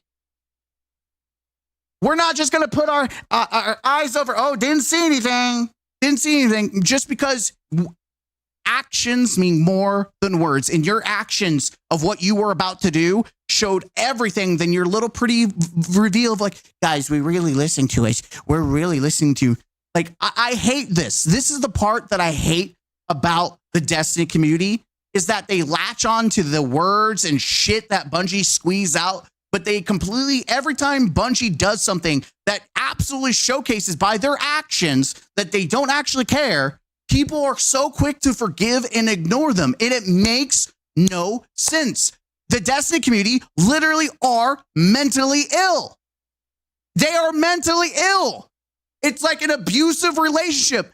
Bungie is beating the shit out of the Destiny community, and people turn around, and it's not like this weird kink where they're like, oh, I love this. No, they hate it. They're getting abused and they hate it, but they just don't leave. They continue to take a beating. It is just a very unhealthy relationship that is going on with this community in Bungie. But hey, Bungie is cooking, guys. Bungie is cooking. They're slay. The Destiny's back. It's been back. It's so back. Bitch, it's not back. It's just surviving. Go get checked into a mental health clinic, you dumb fuck. Sorry, content creators aren't dumb. They know what they're doing. They're very strategic and very smart because they're trying to get that money. They want you to stay. So they're actually very smart. They just want you, the people who they think are stupid, to fall into the trap. It's literally Star Wars. It's a trap. Intently, we've been looking at our data, and oh yeah, the data. Those we're not making any money. No one's buying our MTX. We've shoved so much shit in the game, even though the MTX itself isn't functioning correctly. But hey, guys, we're listening. Dylan, we know we need to make some changes, right? And so this is what this whole next section is going to be about. We're going to talk about a ton of stuff. Some of it, a little bit of it is going to come from Ash and Iron, a lot more in Renegades, and then even more in the future. And so coming back to the power climb, we want it to be faster, we want it to have improved rewards, and we really want it to highlight new and aspirational activities when Renegades launches. And so that means looking at the Renegades campaign and the Renegades jobs and the Lawless Frontier and the activities you do there. It's good for Renegades. Making sure that they both feel like great sources of good power. We know with the Edge of Fate. By the way, I'm not going to say W Bungie, because anyone with 2 brain cells who wants to sell their fucking thing. Sorry, I lost some brain cells trying to make a logical statement here, because I don't know how we're not already at this point. Anyone who's actually trying to sell their DLC would have thought, guys, what is the most meaningful way to play our game? The paid activity? No, we're going to make the free shit the best way to play the grind of power, so that you just completely ignore the DLC that's paid. Yeah, I'm sorry. I can't. This. Anyone giving this a W, you don't know. Like, that is more of a, like, do you not want money? Like, you're talking about, like, making money. This is literally how you make money. After you completed the campaign on Kepler, that there was a bunch of cool stuff to do and some rewards to get, but it didn't fit into the seasonal power game, right? It didn't feel like it was a viable path. And so these big chaotic fire team based jobs that we've built and all that variety we're pouring into it is going to be this engine to climb seasonal power. If you're just loving that activity, you're going to be able to spend an enormous amount of time there. Yeah, and you touched on aspirational content. So when we look at it, you're doing the power climb, but you're looking at the end game, and our raids and dungeons are a part of that. Yes. Our raids and dungeons. There's going to be 1 dungeon and 1 raid currently. What are we talking about? They are. So we are making sure here, there's 2 approaches we're taking and a bunch of work that's going to come out of it. So our focus initially here is going to be on the new raid and dungeon content in this conversation. So that is Desert Perpetual, the Epic Raid here in a couple weeks, and then the dungeon releasing with Ash and Iron. And so we want to make sure that those are more dependable sources of power, both from weekly challenges. God, I know people are like, the Epic Raid, though, that counts as another raid, doesn't it? No, bitch. We already had Epic Raids in Destiny 1. They're called Prestige Raids. What the fuck are we talking about? Even freaking Leviathan had that shit. Some of which that are going to happen in Ash and Iron. But then also we're going to be looking at the power drops that come when you're completing encounters and looking to see if we can adjust those and juice them up a little bit. The other big area, because what we're talking about when we say aspiration is like in-game. You're doing an in-game thing. I should be rewarded for that. So with the launch of the Epic Raid for the Desert Perpetual and Epic Raid and then the dungeon afterwards, we're going to make all drops, the base drops you earn in that content, tier 3. Mm-hmm. Yeah. Yeah, and it's ultimately attesting to, like, players got through some of the power grind, they went into the raid, and they were seeing tier 1, tier 2 drops, and that didn't feel like endgame loot. It did not. We're making this tier 3 is the baseline, but then you can build up to tier 4 and tier 5 as you add more challenge, add more difficulty. Yeah, and I think we hit on it, but I just want to make sure. We talked about improved rewards right around some of the newer content that is coming. This effort, though, is also being applied across the portal itself. And so, Dylan, I know you and I have talked about it a bunch. You know, we talked about solo ops, right? You mentioned Caldera. Yeah, let's talk about variety in the portal and more reasons. Here we go. We're actually going to talk about it. They're actually acknowledging this. Let's see. What are they going to do? There are more ways to play. Yeah, exactly. And part of that, right, part of that theory right here is just like that thinking is we just have to improve the rewards, right? And so a lot of I would also argue it's not just the rewards. It's just the available options in the game. I think it's also Bushwicki. Can we live in a reality and see that this game will never be good under Justin's leadership? It's just even the developers alone aren't going to save this game. What we're doing is going to be about bringing the baseline of the reward experience with Renegades up to that, closer to that solo ops experience, and also really incentivize playing in fire teams more because, hey, we know Destiny's feeling lonely right now if all you do is spend time in the mines. Here's the deal. This is all fine and dandy. And I can give them credit for actually doing something finally and not taking a year to do. However, I'm not going to give them a W. This should never have been, like, again, setting the house on fire. There is no shot that anyone who actually plays their own game and knows their community thought releasing the portal in the state that it was at, and also when people were playing with people, you not only nerfed the mod that you released and showcased, and people used it to speedrun with, and you locked that away so no one could fucking use it.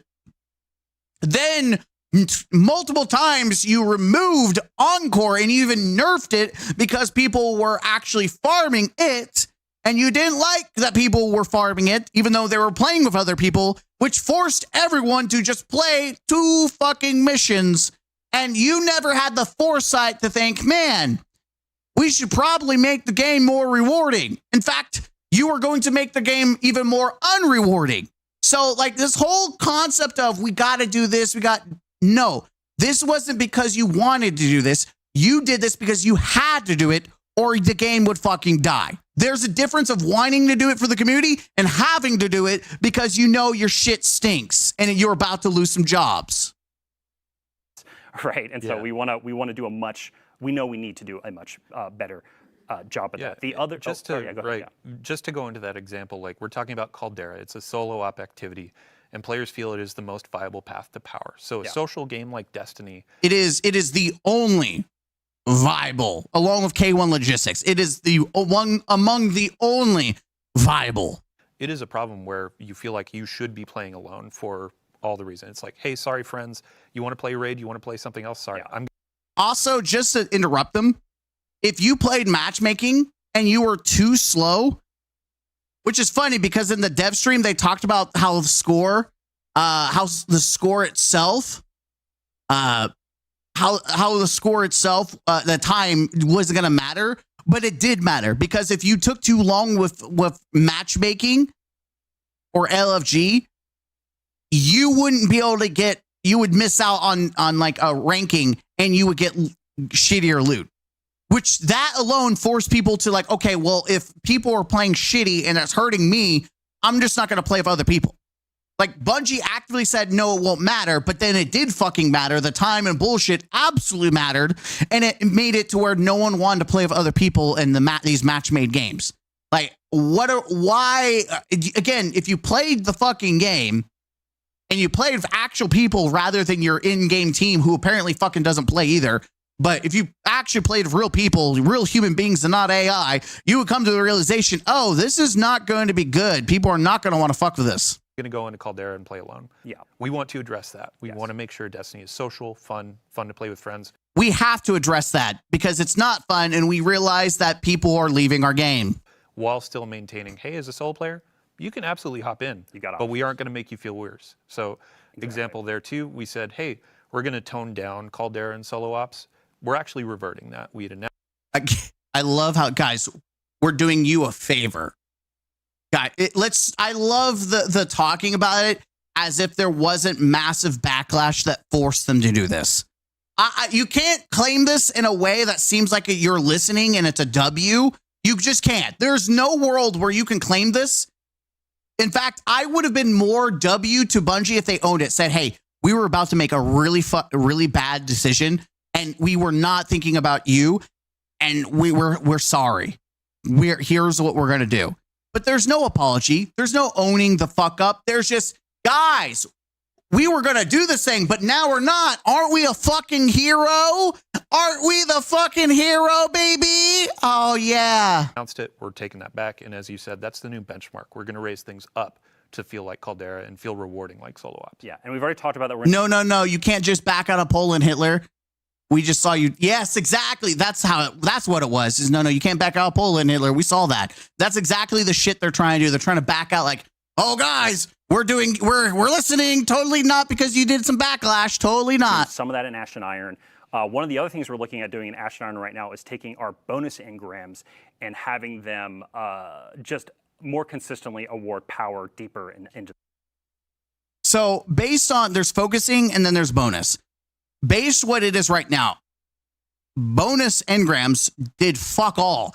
The focusing ones do drop at power, like a higher level, but the bonus were just like trash. They're just filter. Like I never understood why the bonus engrams weren't bonus power. Like you get a shit ton of power boost from them. Like that's not how it currently is. And I don't know who in Bungie thought that was a good idea. Guys, we're going to give you a bunch of useless shit.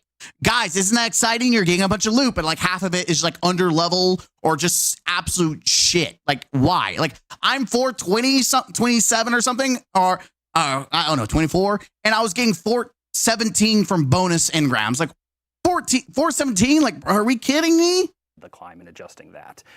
We're also, this is a good segue, I think, kind of into our next area where we can talk more about reworks we're going to be doing within the game and some changes we're making.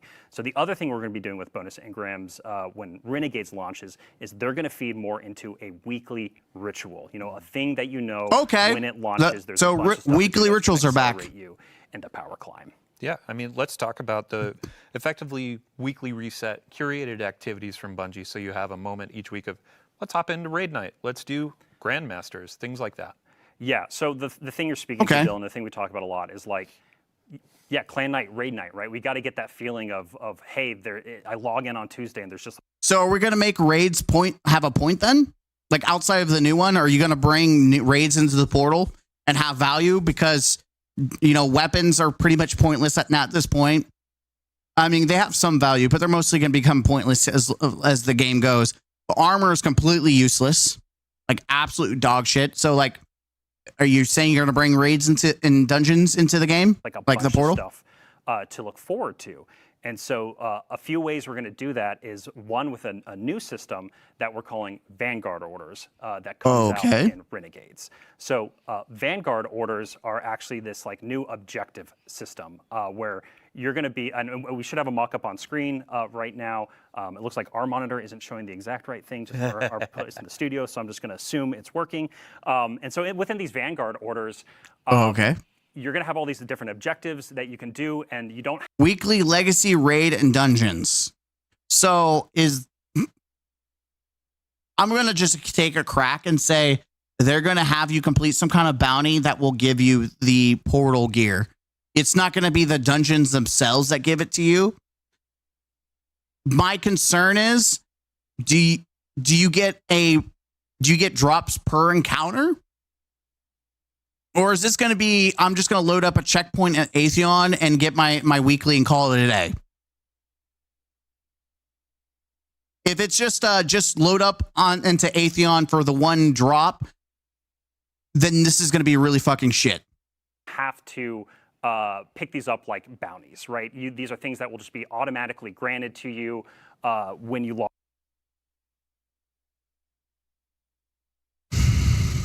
I don't know what this is. Is this more reputation bullshit? What we got going on here? Active orders, scout kills, throwing hands, pride of shacks, win a crucible match, get a good grade, generous generation. By the way, I do like this. I will say, like, I see, like, for Bright Dust and just getting more free shit, that's great. I like this shit. Like, that's badass. I'll be honest. And it's free, so I'm not going to bitch too much. Like, people wanted more Bright Dust options. Here you go.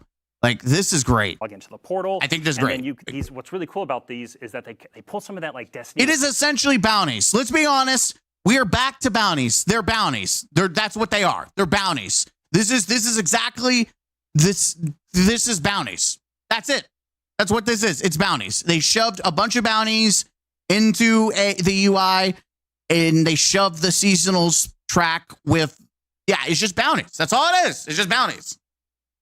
We're back to bounties. Bounty. It is funny they remove bounties just to bring them back. Vibe, where as you complete an order on the left-hand side of the screen of this mock-up here, you will actually roll. You can roll on higher tier orders, like a legendary order that will give you consistent rewards, or an exotic tier order that can give you exotic tier rewards. And so this is all about just creating a bunch more like little moments of variety within the portal and these different little objectives that you can do. What about Pathfinder? We already touched on bonus engrams a little bit and how we're going to be reworking those. Like a Destiny 1 bounty. Exactly. Just like Destiny 1 bounties. Even more with Renegades launches to feed into that idea of like, look at all these things in the portal. I know if I go and gobble up all the green engrams, I'm accelerating on my power climb, and that's much easier and clearer for players to understand.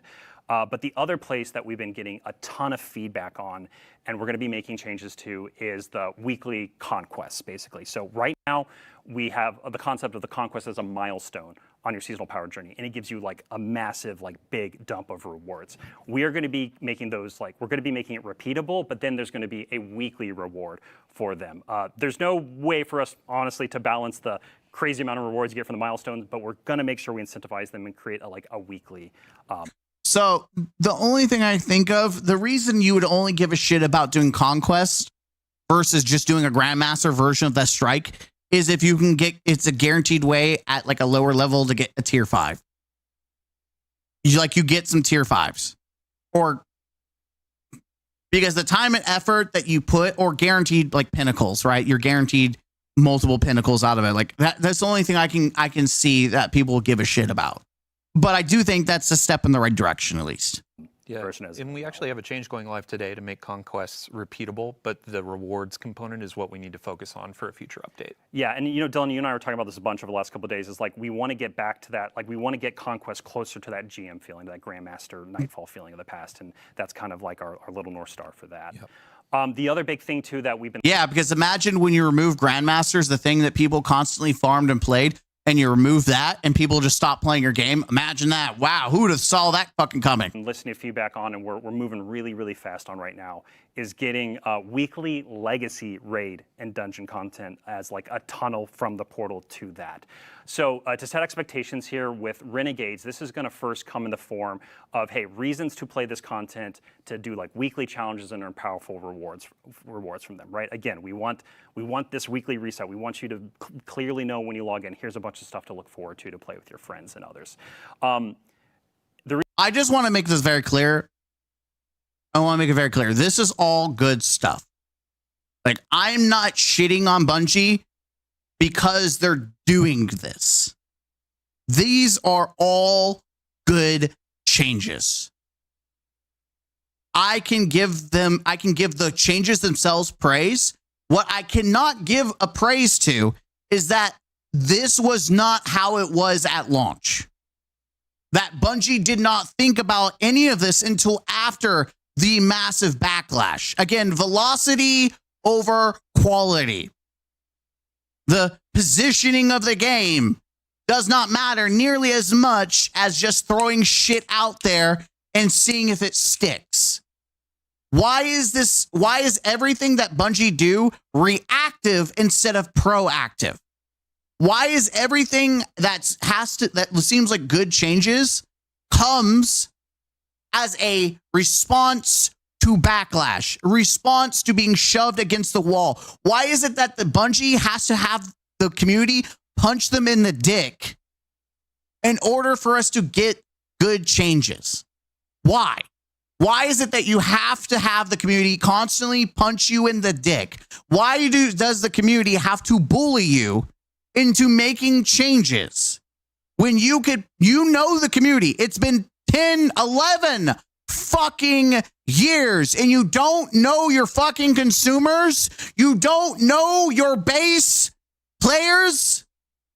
Why can Bungie not do proactive changes, proactive things that benefit the gamer? Like, this shit is all great, but why wasn't already at base? Why is it that you have to get your dick punched, Bungie, for you to do shit? Like, it doesn't make any sense to me. The reason I have to set expectations, though, is like we hear the feedback about wanting the gear reprised from raids and dungeons. Dylan, if we could just like flip a switch and make that happen, I think we'd be more than happy to do that. But it's just not that simple. There's a bunch of work that goes into actually creating the new gear and the gear tiers.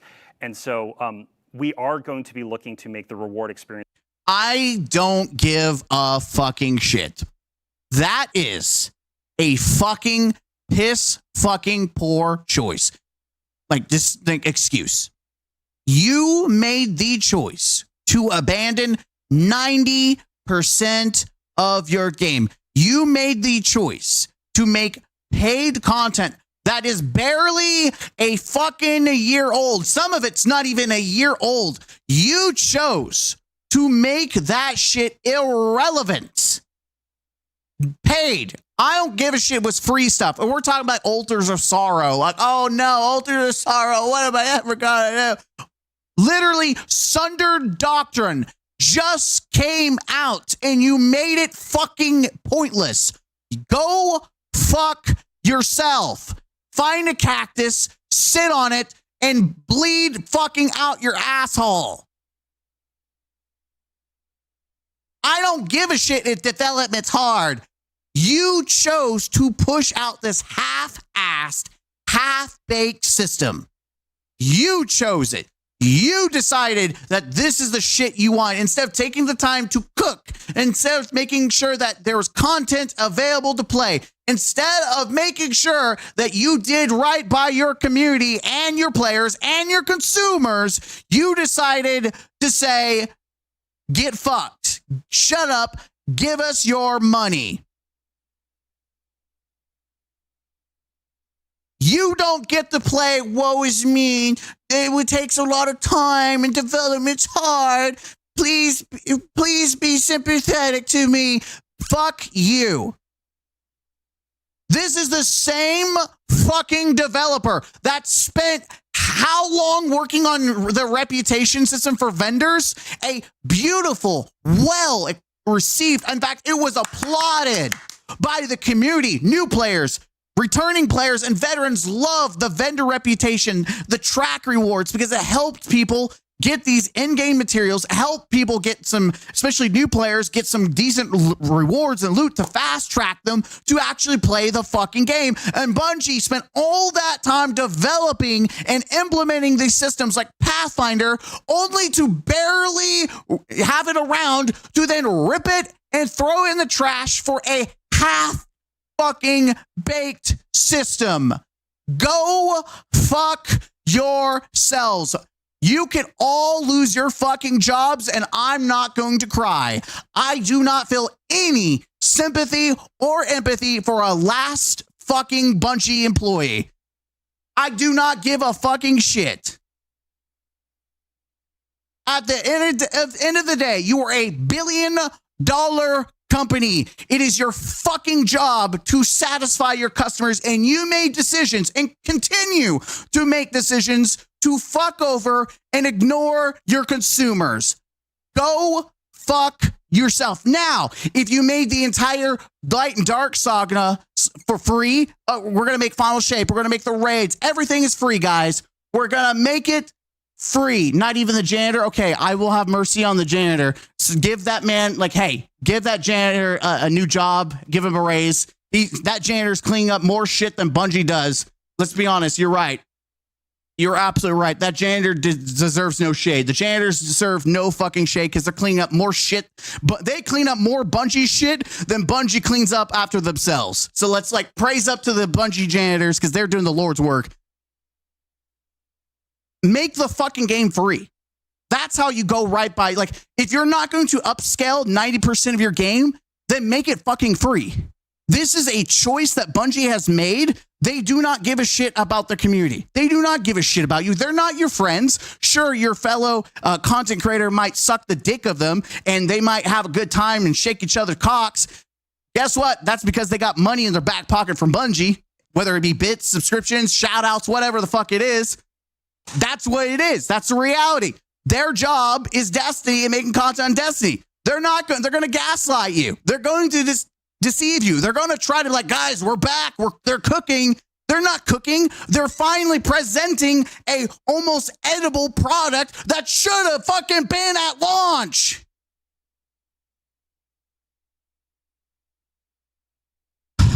Sorry, mini crash out there. But I'm just so tired that we live in a reality where people like it is so unbearable that there's so much like you think about life, there's politics, there's so much shit in the world going on. I would like to come home, play a game where it's not mental gymnastics about $1 billion company that's trying to find a billion ways to fuck me in the asshole. I just want to play a game that I enjoy and love without the driver trying to fuck me. Can I do that? Like I would like, life was already trying to fuck me. Society tries to fuck me. The only thing that doesn't want to fuck me is a hot Italian woman, but fuck, the game, even developers want to fuck me in the asshole. Let me play and enjoy some shit without being fucked.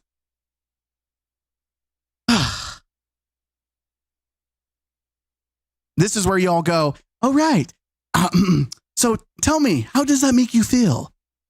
Crash out of the century there, chat. Crash out of the fucking century. Of Legacy and Raid dungeons better as time goes on. Our first focus is making it fit into that weekly reset and into that power climb. Yeah. And we have our first step today with dungeon layers. In the portal, there are going to be three encounters coming from Legacy. By the way, just correction. Italian, hot Latina, big titty goth girl, hot redhead, and Aussies. Something about an Aussie woman. Oh, the accent. Listen, I'll let all of them could literally fuck me and I'm not going to complain. Dungeon content. You can get power bumps from those. You can get portal gear from those, but we hear the feedback on general rewards. Yes. So yeah. Nobody said stop. No, I got to stop before I crash out the fucking window. This is going to happen. Yeah. We're gonna be looking to add more to this, like what this weekly ritual feels like. These are the areas we are targeting initially here for Renegades. All right. So this is just not. There's no excuse.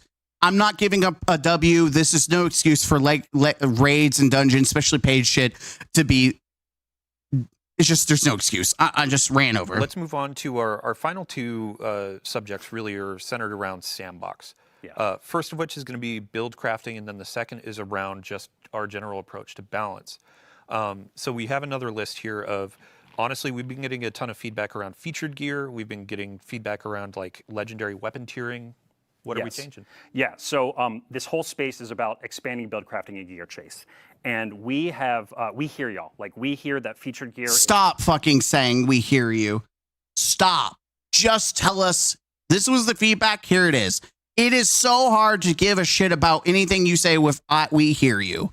It's far too restrictive for how you're playing the game right now. Man, who would have fucking thought?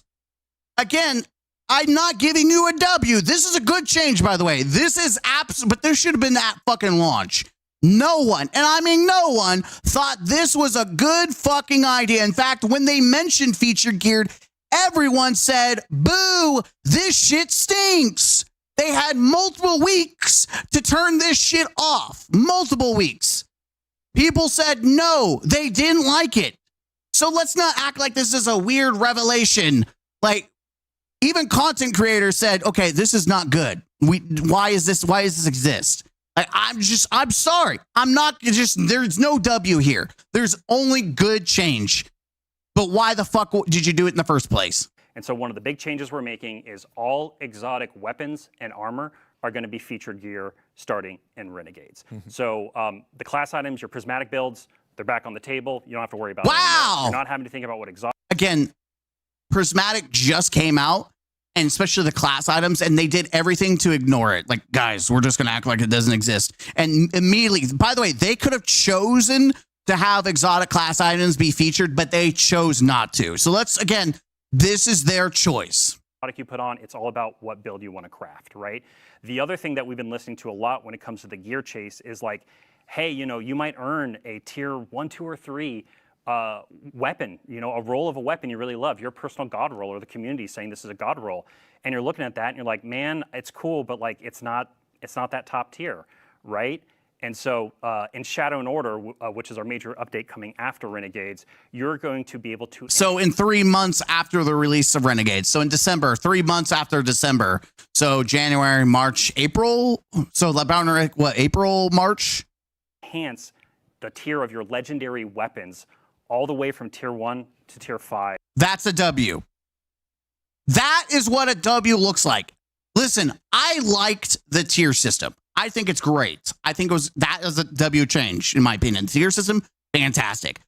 The fact that now you can get any fucking, tier and then it's not immediately, and I said this in my brutally honest review for the update 9.0.01, is that tier 1 and 2 is essentially fucking useless. Now it's not going to be. Now, I don't know why it's waited all the way till like freaking months from now that it becomes apparent. But now, if you are a casual player and you get a shitty drop of like a trials weapon and you're like, I don't want to do this more, you can keep, if you got a god roll, now you're good. Like, that's great. That is perfect. That is how you acknowledge and make changes that benefit the player at any range, any skill level. That is great, which also means if you do a base raid, you don't have to do a tier 5 if you got a god roll of one of the raid weapons for Desert Perpetual. You can now just hold it and upgrade it later. I will give you the W that you deserve. That is what a W should look like. When you make quality of life changes that no one was expecting. That is a true W. Everything else is shit that should have already been.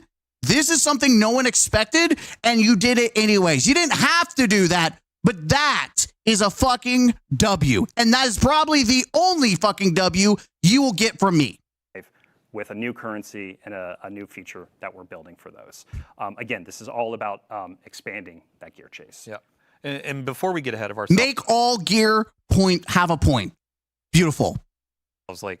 As a player, and I'm guessing in chat, people are saying, oh, so I should be keeping my tier 1, tier 2, tier 3 weapons. Where am I going to put these? What's going on with vault space? Yeah, so with Renegades, we are going to give you more vault space. That is the thing we're going to be doing.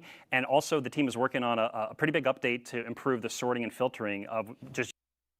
How many years has it taken for that to happen? Again, this is shit that should have happened. This is a good update. This isn't a W for me. Like, we've asked for years for this shit. So, like, again, good update, not a W for Bungie. Using your vault in game as well. Mm-hmm. Yeah, we'll have many more details. What was a W? Was making it to where you can launch the vault from anywhere. That was a fucking W. Details in the coming weeks and months when we get this roadmap together. But our final note in this section before we go to balance is the portal scoring. Yes, yeah. So right now with the featured and new gear, there is just an intrinsic bonus that you get for which is fucking stupid. I guess it's extrinsic because we're asking you to put it on. But anyway, if you have it on, you get a score bonus in the portal, which means you're not only thinking about like activity customization, your build, but also now you have to think about the score too, and like, should I wear this or not in order to chase the high score? And for the vast majority of the experiences in the portal, we think that's just too much complexity right now. And so we No. It's not too much complexity. It's just fucking stupid. You shouldn't have to do mental gymnastics to play the fucking game and get loot. By the way, this was changed. I want you to know that they are acknowledging that it's too complex, and the whole point of the portal change was to be more new player friendly.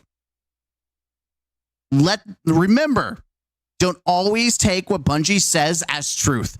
They're a $1 billion company. They will say whatever shit they can to get out of a slippery situation. They're literal snakes.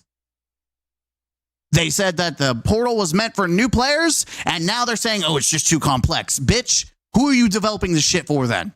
Setting that idea. And so, again, this is going to drastically open up the space for you to basically use whatever you want in the vast majority of things you play inside of the portal when you're chasing gear and doing that power climb.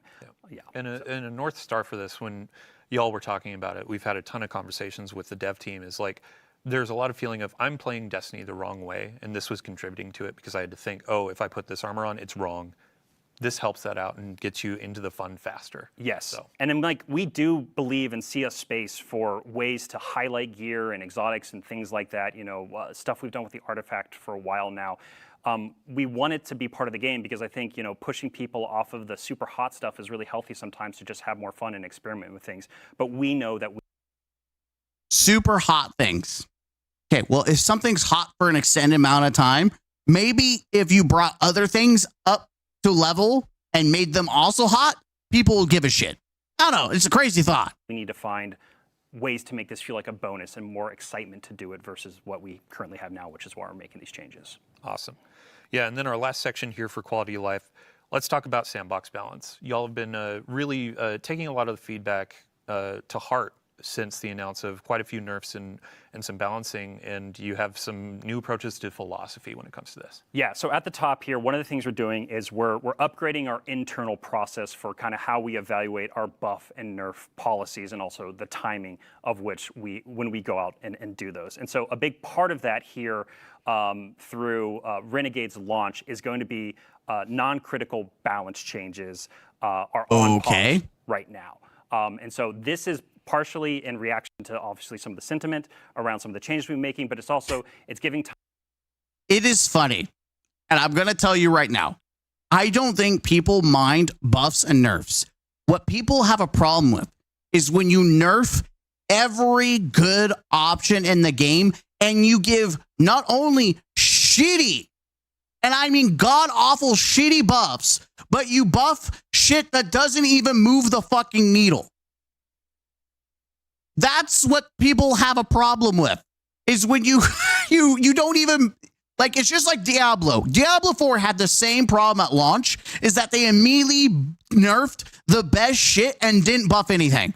And then they said, you know what, guys, we realized that nerfing the best shit and then not buffing anything else just makes the game a worse experience. We're not going to do that. We're going to make sure that we buff and nerf.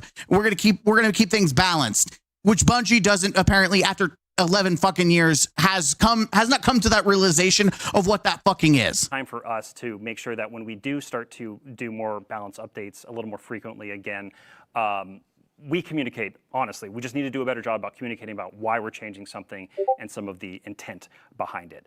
And the reason I speak about this, yeah, because you asked me this a couple times in our rehearsal, Dylan. It's like, what does non-critical mean? Sorry, I'm taking your words here. No. I'm just on a roll. We really want to make sure that we're still making balance changes, or, you know, if we have to ban something for that epic raid race or the dungeon race that's going to happen with Renegades, right? The quality of that experience is incredibly important to us, and we know it's incredibly important to y'all. And so, again, we're putting a pause on nerfs and balance changes for now, but if we really need to change something because it's critical for those It is crazy that I guarantee they got so much backlash with some of this bullshit that they've done that now they're scared to nerf and buff shit. They're so afraid to lose players, which is funny because PvP absolutely needs you to balance their shit. Like, PvP is fucking cancer right now, or it was. I don't know if it's still cancer. I'm assuming it's still cancer, but like, it is insane to me that they're like, no one said you can't buff or nerf shit. Just do it tastefully. Make it make sense. Like, you can balance shit, dude. You can balance it. coming events, we'll make changes. Yeah. And ultimately, it's like, there's some things where you watch somebody go on a Titan and kill a raid boss in 2 punches. Like, that's critical. That needs to be toned down or balanced around. But other things, like, we actually have a list here of, we announced some tuning changes or nerfs that we're going to be reverting. Last week we were talking about Grand Overture and Queenbreaker. Yeah. We're reverting the changes there. Wait, what? And then we had some reworks to exotics like Stronghold, Chromatic Fire. Yeah? We're going to be reverting those. And then as a part of this new initiative... My baby! My baby is safe! My baby is safe! Guys, wait, did they just Is Strongholds fine? Chat. Is Strongholds fine now? They said that they're reverting the changes. So please tell me it's not in the game. Strongholds wasn't reverted straight out of their mouths. Wait, what? Where we're looking at our philosophy, reverting. We'll make changes. Yeah. And ultimately, it's like there's some things where you watch somebody go on a Titan and kill a raid boss in 2 punches. Like, that's crazy. I just realized, before we go talk about Strongholds, I just realized they talked about Titan. Bitch, why are we talking about Titans when Bungie loves hunters? This is only proof that Bungie fucking loves hunters. It's not even Titans doing that to bosses. It's fucking hunters. They're literally punching Atheon to death. Like, what? Critical.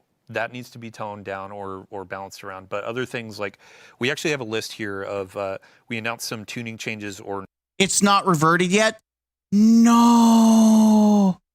It's in the patch. No. So when are they reverting this shit then? No. Nerfs that we're going to be reverting. Last week we were talking about Grand Overture and Queenbreaker. Yeah. We're reverting the changes there. Yes. And then we had some reworks to exotics like Stronghold, Chromatic Fire.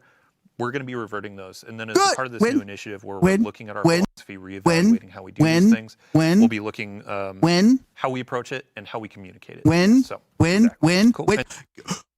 Bitch, you just said we're going to change how we approach and communicate it. When are you fucking reverting this? That is a good time to communicate when you're going to fucking revert your shitty ass decision.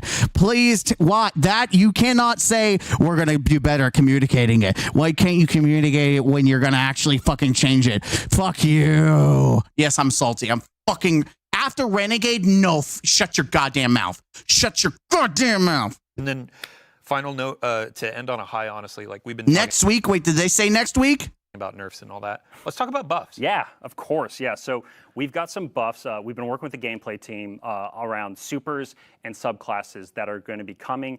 Some with Ash and Iron here in October, but then also in December with Renegades. And I think you've been talking with them a little more closely actually in the last 24 hours. Yeah. Big thank you to Ben Womack, Eric Smith, Sandbox team. A couple notes, like we saw a thread where folks were saying, hey, the original 3 supers that launched with Destiny 11 years ago, happy birthday. Yeah. They feel a bit undertuned. And I saw a note where it's like Word of Dawn, Titan Bubble. That needs to be brought up. Golden Gun. I know Warlocks are getting some bit. Are you? No fucking way. There's no fucking way you're just about to say Golden Gun needs to be brought up. Brother, Hunter is so fucking strong right now. Abilities changes yes, too. Turrets changes coming very soon. And grenades and other things too outside of turrets. So we will have a full list over the coming weeks. And honestly, it may build. We need to get our roadmap together so we know exactly which hot fixes, updates they're going to be rolling out in. But yeah, we'll be as transparent as possible with you. So to really end it and get into the awesome Ash and Iron content, thank you again to everybody that's been giving us feedback. Thank you to everybody that's been playing and diving into all the changes. We know some need work, and we're going to be doing that. We've been listening, and now we're getting through the planning stages. Again, you can't say we've been listening when you you've shown with your actions that you aren't. You're listening, but there's a difference from listening and actually doing something with feedback. There's a massive difference of we hear you and now we're going to apply this to actual changes. Like there's a night and day there's a world of difference here. And I'm tired of hearing we hear you, but your actions show that you don't give a fuck. And we're executing on a bunch of changes over the next few updates and beyond Renegades. So, Robbie, thank you for joining us. As we're going in. It's just baffling to me that it takes multiple months to fix the shit that you broke. Guys, the house is on fire. We're going to take a couple of months, but we're going to put out the fire. And it's going to take a little bit after. It might take until a little bit of next year for us to put the fucking fire out. But we're going to put the fire out. Even though we started the fucking fire, we chose to start the fucking fire. We could have made sure and mitigated and be proactive to not start a fucking fire. But we started the fucking fire anyways because we wanted to put it out there. And so we started a fucking fire. But we'll fix the fire. Don't worry, guys. I'm sorry. Go fuck yourself. Into Ash and Iron, we got to get the catch full of new devs. So yeah, Thank you so much. Thanks for having me. And yeah, we're listening, and we're going to keep responding Shut to feedback. the So fuck thank you all up. so much. And yeah, let's get some more people on the couch. Shut up. I don't want to hear another fucking dev saying we're listening. You know what I want to hear from you? We're taking action. Let that come out of your fucking mouth. We're taking action. I don't give a shit that you're hearing. You might as well be a deaf motherfucker, because deaf motherfuckers can say we're listening, and yet they're not doing shit with it because they can't. It's just going through their ears. We're listening. No, we're taking action. ABC, this is our action. And it's proactive action. It's not reactionary to backlash. It's not reactionary because we've got shit being shoved up our asshole by the community. We're making proactive choices because we know our community expects it. We know our community deserves it. We want to make sure that we polish a product that we want people to invest time and money. We want you to feel comfortable spending money because we earned it, not because our ass is in the air and we're getting raw dogged by the community. Been talking too much. Yeah, you See brought y'all up later. Vidoc. We have a trailer for Ash and roll. Let's do it. All right, so I'm going to pause there. Look, I lied to you. We're not going to talk about Ash and Iron right now. We're getting multiple videos out of this because I'm having an in-depth discussion, and then I feel like Ash and Iron, we're gonna play it, so I'll have like a live reaction to it. But we're gonna see what they say, and then it's gonna be funny because I have a shit Twitter longer, bookmarks of things that are happening, which goes up to show why everything that they say means fuck all when the game itself is in a horrible, shitty state. So Renegades means shit to me because currently at the base, the game is at a horrible, horrible fucking spot. And this update has done nothing but make it worse. So you want to see that? Watch the video. I'll see you guys in the next one. Let me know in the comment section what you think. Like, comment, subscribe. And as always, don't forget, I'm trying to get my OBS over here. Don't forget to game out. Huzzah. By the way, don't forget Borderlands. We're going to be streaming Thursday night, and I'll be up all night. We're going to be streaming all night, baby. That's right. We're going to be streaming all night. And Friday, because I took Friday off for Borderlands 4. Yeah, sexy. All right, we're done there. Gotta admit, I'm pretty confused. I got on a month ago to see what exotic was in the seasonal list, and now there's a new exotic, and the old exotic is not available. Pretty strange. Wow, Bungie, me look at the new grenade launcher just bugs my game, and I have to relog in again. Bungie strikes again with bugs. Oh, baby. We haven't even got to the fun shit just yet, chat. We haven't even got the fun shit. I'm ready. Yeah, we're about to shit some bricks. Sorry, I'm just trying to... Here we go. This is it. This is our reaction to Ash and Iron, and I'm excited to shit down the throat of this. Oh, baby, I need to vent after being at work and not being able to tell people how I feel about this. It pisses me the fuck off. Like, this pisses me more off than Star Wars shit, even though the Star Wars one made me laugh a little bit, at least. Apparently increased bright dust armor is 15 pure piece now instead of 12K per set. All right, well, we're gonna welcome back, ladies and gentlemen, to the counselor's office. I'm Mr. Gaming Counselor. You're getting multiple videos on this live stream, but I think each section deserves its own spotlight and thoughts on it. We had one about Renegades. We had one about the quality of life changes in Ash and Iron and in the future. But now we're going to focus on the actual update itself of Ash and Iron. And they're wanting to show us a trailer we already watched. I've already reacted to it. So we're going to jump in. And we're going to, I also have a bunch of things from Twitter. I already know about Ash and Iron, right? I know it's a shit fest. It's a dumpster fire. It's the biggest fail ever. It's just a nostalgia bait. But I want to see what developers had to say about this before I shit down the throat of this update. All right, welcome back. In about 20 minutes, the content from that trailer is going live. Let's talk about Ash and Iron.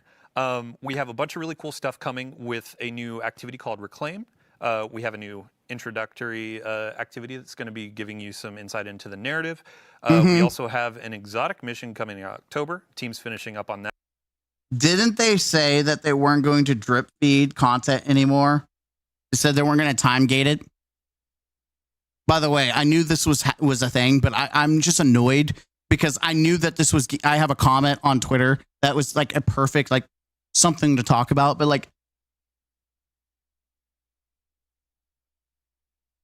why? It is crazy. And here's my hat. This is what I think.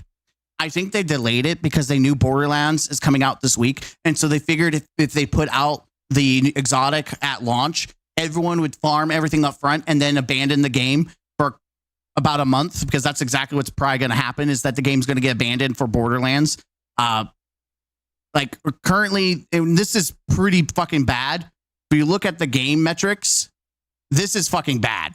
Like, this is not good. It is bad. It's really bad. Like for a like essentially we no longer have seasons. So the mid-season update is essentially a season. And so at launch, not good. Not good for it's half of what came for an expansion. Not good. So yeah, I think Bungie has a fucking mountain to climb in regards to all this. That we're super excited for the weapon that's associated with that, and we actually have some updates to recurring events like Iron Banner, Arms Week, Festival of the Lost, and more. So without further ado, hello, welcome to our couch, wonderful developers. Some of Wait, is that fucking Bife? you have been here before, but Noah, It's fucking on the couch, Bife. this is your first time. Yeah, no, I'm super happy to be here. Yeah, welcome. It's un-British Bife. It's Bife if he was American. It's Bife if he merged with Peter Griffin. It's Beef Griffin. It's Bife Griffin. For folks to learn who you are. Yeah. Who are you? What do you do? No, seriously, it is literally if Peter Griffin and Bife merged together. This is Bife Griffin. Your title? Yeah, my name's Noah Pearson. I'm an associate sandbox designer here at Bungie. While my title is like officially working on the armor team, I do work in exotic armor from time to time, but you find me more commonly working on the seasonal artifacts, so like the one for Heresy, the current one for Season of Reclamation. Both those are mine. But I've also branched out and I've gotten to do a pretty cool exotic weapon in this release as well. Awesome. It's Bife Next Griffin. on the couch, Jerome, welcome back. Thank you very much. Glad to be here. Yeah, really quick, let's get a summary. Who are you? What do you do? I'm Jerome. I'm a narrative lead, so we do the lore, we do the dialogue, we do the cutscenes, and we plan the overall story for Destiny 2. Awesome. Last but not So you're part of the problem. Got you. least, Clayton. Welcome back. I believe you were last here for Revenant and Into the Light. Yep. So Into the Light, good. Revenant, ass. Actually, I take it back. The activities for Revenant weren't bad. Just be honest. Like, I like Onslaught. I like Tomb of the Elders. Like, those were fine. I thought those were fine. The problem was the narrative sucked ass and the loot sucked ass. So no shade to him. The activities for Revenant were actually good. Just the loot sucked ass. Yeah, for folks that may have missed out on those Also, because Destiny players don't know how to fucking read. streams, who are you? What do you do? Yeah, so I'm a design lead here for the activities and events area on Destiny 2, and in the past I've been an activity designer or feature owner for activities like Onslaught or Coil or Seraph Shield. So it's been really fun getting my hands dirty in different types of activities and bringing those experiences to the players. Awesome. Yeah. Thank you so much. So as we're diving through some stuff, we already have gameplay rolling. This is our new Like, it's so annoying to see the plague lands, and what made the lands plaguey is just like it looks like it's, you know, what's funny is 90% of the game was abandoned, and this is what the game looks like if you could play it. It just looks abandoned. And then we have fucking Vex. Like, I'm just tired of Vex. Can we just admit? And you're gonna get more Vex. Like, I'm just fucking tired of it. activity reclaim. But Jerome, let's talk about narrative.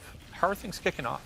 For sure. Well, Maya Sundaresh, the conductor, has somewhat overextended herself on Kepler during the events of Edge of Fate.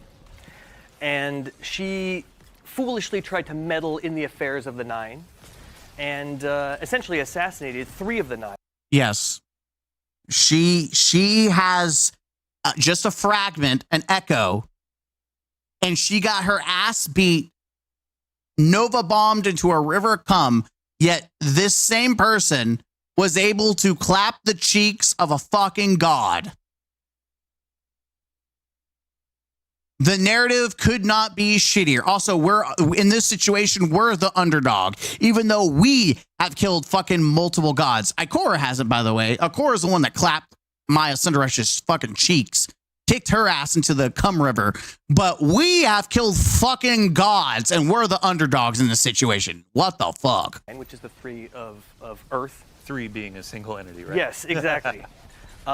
And that's going to have huge knock-on effects for the people of Earth in physics and chemistry, and we'll hear a lot more about that. No, not the physics, the chemistry. Oh no, science or fuck. That in Renegades. But for now, out of all the shit that they could have had an impact, the 2 fucking things, guys, physics and just chemistry, we're fucked. No, not the physics. No, the game. You know what's funny is you're right. It did have knock-on effects because the physics of the game is that the game just keeps breaking. And the alchemy is creating product that actually works, and it's just the game's breaking. Maya Sundaresh is breaking Destiny 2. Is somewhat depleted, right? And she is starting to lose control over her collective. She's starting to bleed individuals at the edges of her collective, and those are the pants-wearing, poker-playing Vex that you saw. Crime. Yeah. Exactly. And so she needs to reassert control over her collective. And in order to do that, she needs a signal boost to maximize the power of her waning Echo of Command. And the best tool for that job is, of course, Golden Age tech. And the best place to find Golden Age tech is in the Vanguard Vault, which is why Ashen Iron began.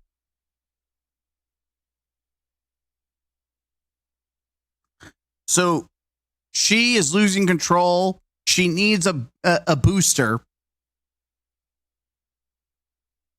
So you're telling me we brought the plague lands back only for Golden Age tech that isn't Siva. It is almost funny because you could have literally wrote that she is needing the power of Siva to control, to get have more control over the Vex or to have more power.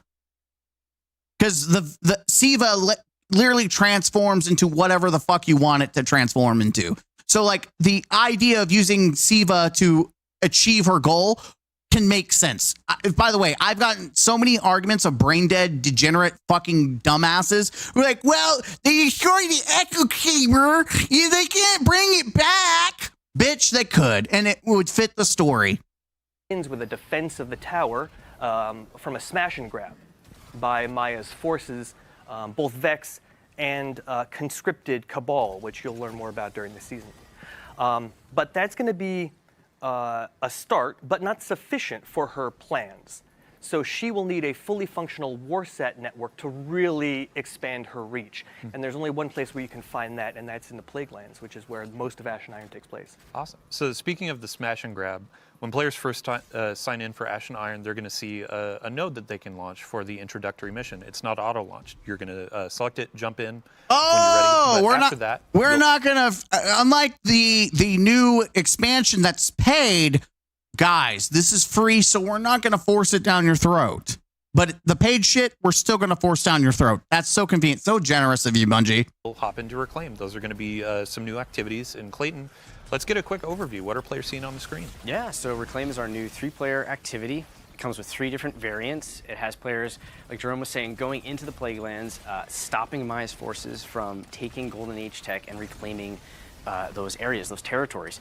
And so you notice that there's a lack of Fallen, but we, through our ambient combatants and our environmental storytelling, you'll know a little bit more about what has happened there, how Maya's come in and pushed them all out. You'll see some of them trying to fight back to get in because they think that's their land, right? And as a player, you're trying to go in there and play in a similar way that you might find like Overthrow, where we took a lot of inspiration. I was about to say, this feels like Overflow, but the problem is, it's just, it isn't exciting. I thought Overflow was exciting because the Pale Heart was new and fresh, this is revisiting the Plaguelands, but not for the reason that made Plaguelands exciting. Siva made this area. It just feels empty. It feels like another part of it. It literally, you could just take away the Plaguelands and introduce it as fucking the Cosmodrome, and that's what it is. It's just the same. It's just, there's nothing exciting about it. From, so you get to choose how you want to feel. It visually just looks like the Cosmodrome, and it's fucking boring. Progress bar. Do you want to finish a bunch of encounters that are randomly generated, which adds to a bunch of replayability? You can progress. And I know Siva wasn't everywhere, but it was very obviously a part of the world. By finding hidden chests or defeating. You're right. We talked about plagues, no plague, just lands. It is literally just a land. Roaming high-value targets. There's collectibles in there as well. All without like a timer. So fucking boring. Strategize and take their time to go through the area. Awesome. And then once you've completed the area, unlike Overthrow, you move to the next area by way of ship that you'll see on the screen. Stellar. Yeah, and I was talking to. Wait, why? Why? At least one of the cool things about Overthrow or the Nether, even though it wasn't a true exploration like you wanted to, at least you could do the transitions yourself.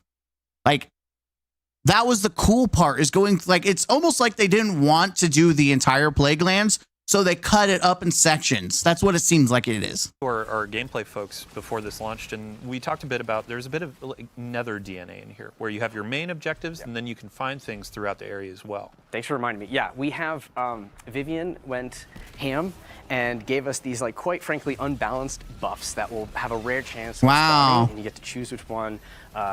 One example is went ham. If you choose it, you'll just be Radiant and what's the other? Radiant and Amplified. Thank you. Yeah, just the whole time. So, yeah, have fun choosing between these crazy buffs and using them to finish the activity. Awesome. And when we're talking about collectibles, there's going to be some lore collectibles too, correct? Absolutely. We're continuing the pass forward from the previous expansion, and those lore drops will tell players a lot about what to expect in Renegades, both in the cast and the themes.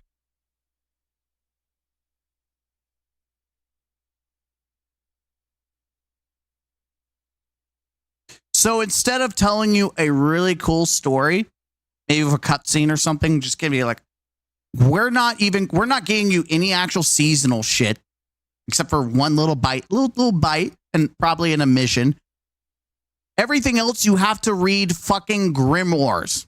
We're officially back, ladies and gentlemen, to Destiny 1, where instead of actually putting the story in the fucking game as a story, you just have to do fucking reading. You know what other game does that and pisses me the fuck off, and most of that community? Halo. Some of the coolest shit that should have been in the fucking game is in a fucking book. I fucking, like, it makes sense for a game like Dark Souls that's intentionally vague and the story is just, you kind of discover it. That's the charm of a Souls-like game, where it's just not always apparent. It's not as exciting when a looter fucking shooter that's also supposed to be an M-fucking-O-Mo does the same shit. Like, no one wants to sit there and stop what they're doing, stop playing the game, stop looting and shooting to read a fucking lore bit. That is a shit counterproductive thing to do in a looter shooter. When you're not looting or shooting and you have to stop and read a fucking story to understand the story, it's fucking shit. I don't give a shit if my name is fucking Bife Griffin jacks off in a corner because he's making money off his videos because everyone would rather watch him explain the shit than having to read some fucking dialogue. No one gives a shit. It's a shit experience. Fuck off with that noise. You know, the biggest problem with Seasons wasn't like necessarily like the story.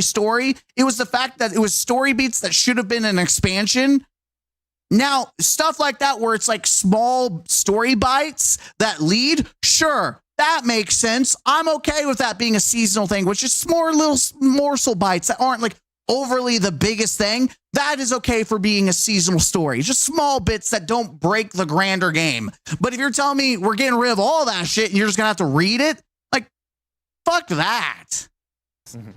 Though it's not explicit, so they'll have to use a little detective work. You know what? I'm gonna start a new series. It's called Bungie's lazy, so here's story time by the counselor, and I'm gonna crack open the book, and we're just gonna read, and I'm just gonna read it to you and let you decide to figure out what the fuck you get out of it. That's what we're gonna do. It's just, here you go. I'm gonna save you time. We're just gonna jump into it. No imagining bullshit to try to make my own idea of what it means. We're just gonna read it, and you take it as it is. But it will give a lot of information about what's to come. Got it. So these are going to be like the data pads you find. Yeah, in exactly. the portal. Exactly. Awesome.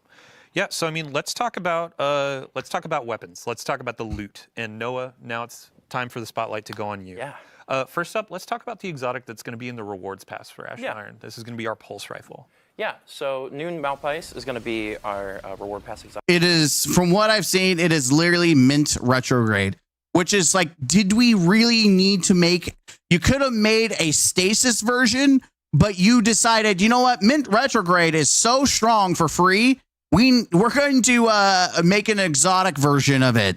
For this release, obviously with the Edge of Fate, we released a rocket frame pulse rifle, mint retrograde, that people have really taken to a liking for.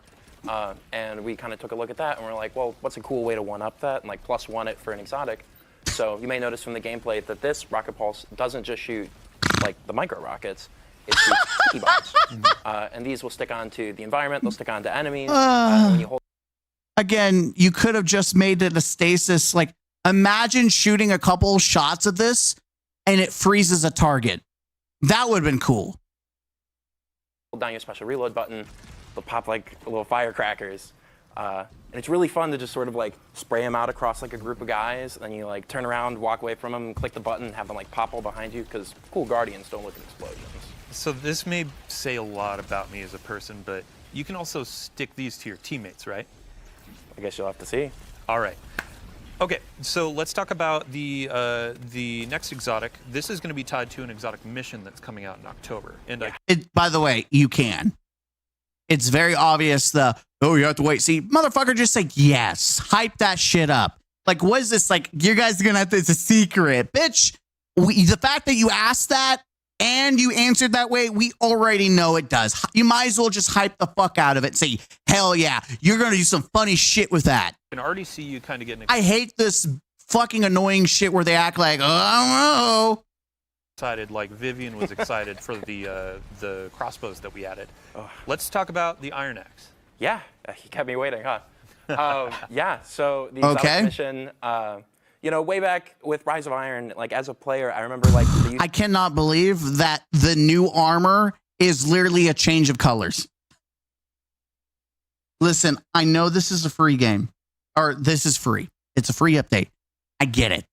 And in a normal box, you know what? Hold on to that ticket. We got to talk about the MTX, so hold on to it. Videos coming out ahead of it of like YouTubers being like, hey, maybe Bungie's gonna give us this axe that's in the marketing, and like obviously didn't come to pass in that release, and like come final shape, Crow's got it, and I, much like many people, are like, Wolfsbane. Attack grants sword energy, final blows, and rapid hits spawn seeking quicksilver nanites. Nanites, Guardian. Just so people know, Quicksilver nanites are the perfected version of SIVA. They're like the most advanced version of SIVA. So Bungie just gets rid of, just outright, just straight up removes SIVA, but we have Quicksilver nanites now. Fuck's sake, dude. They will do fucking anything to not have SIVA in the fucking game. Like, I don't get it. Like, I generally do not under fucking stand. They will do fuck all. It makes no fucking sense. Yeah, I do got a lot of people because we're going through this. We're going back to D1. I go, yeah, I mean, just it's insane. The whole idea of they can't do SIVA, bitch. They have Quicksilver nanites. It's the perfected version of it. To say that, oh, we can't have SIVA is just a load of bull fucking shit. Like they can absolutely bring SIVA back. They're just choosing not to. Like, man, I want that axe. When's my turn? Like, I want that thing. So when I heard that we were going to be doing a little... It is cool. I will say it is fucking cool. And it's craftable because it has multiple levels. So this is very obvious, which means they're going to time gate it. So it's going to take multiple weeks to get all the shit for it unlocked. It's a time gated. Yeah, it's very obvious this is going to be a time gated exotic. Return to the Plague Lands, it was like, I'm going to twist. Unyielding Hammer. Traditional guarding is disabled in favor of offensive capabilities. Gain damage resistance from being in combat for a short duration. So just using it gives you damage resistance. That's actually kind of cool. Whatever arms necessary to finally get the thing that I know I want, and I've seen other... Nano Assault. Quicksilver nanites that attach to the wielder. Charge the blade. Press R when fully charged to overclock the attached nanites. It is they literally could have done SIVA and they refused to. Enhancing the blade's offensive capabilities, light attacks deal increased damage to targets fully charged heavy attacks, creating a flame Quicksilver Swarmnado. Again, they could have just made SIVA, but they decided no. Light attacks generate sword energy and have the chance. Wait, light attacks generate sword energy and have a chance to spawn seeking Quicksilver. Motherfucker, it is literally SIVA nanites, but without being SIVA. People want for ages. So yeah, I can confirm that's no relic. That's our new exotic weapon. Thank you. Yeah, and I think you see the SIVA, Jerome, Quicksilver nanites. This exotic mission, the team is finishing up the touches and really building this experience. By the way, I like how it says it's a tornado, but it's literally just regular fire. Launching in October. It's not. Let's just give a quick preview, no spoilers or no deep spoilers, about what's the premise. Yeah, as I mentioned earlier, Maya wants to expand her reach, and the best way to do that is like the same way you would with the Wi-Fi. Yeah, it's just regular fucking fire. In your house, you need expanders, you need routers, right, to boost that signal. And so she is going to be looking to get her hands on Warsat technology, which is why we'll be working with Saint. Yeah, it's just literally the same fucking fire. 14 and Anna Bray throughout the season. Saint 14 is sort of our tactical. Don't get me wrong, I think this is a fucking badass exotic, but it pisses me the fuck off. They call it Quicksilver nanites. Expert, and then Anna, as with her association to Rasputin, having all the subject matter expertise. Okay, so I guess this is going to be a nice place to get Glimmer, because you got nothing out of that fucking chest. Expertise on Warsats.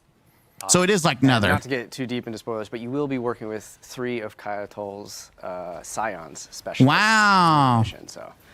Man, yeah. I can't wait. Yeah, October can't come soon enough. So let's come back to day I'm one. sure. And I keep checking my watch here. 10 minutes, 11 minutes until launch.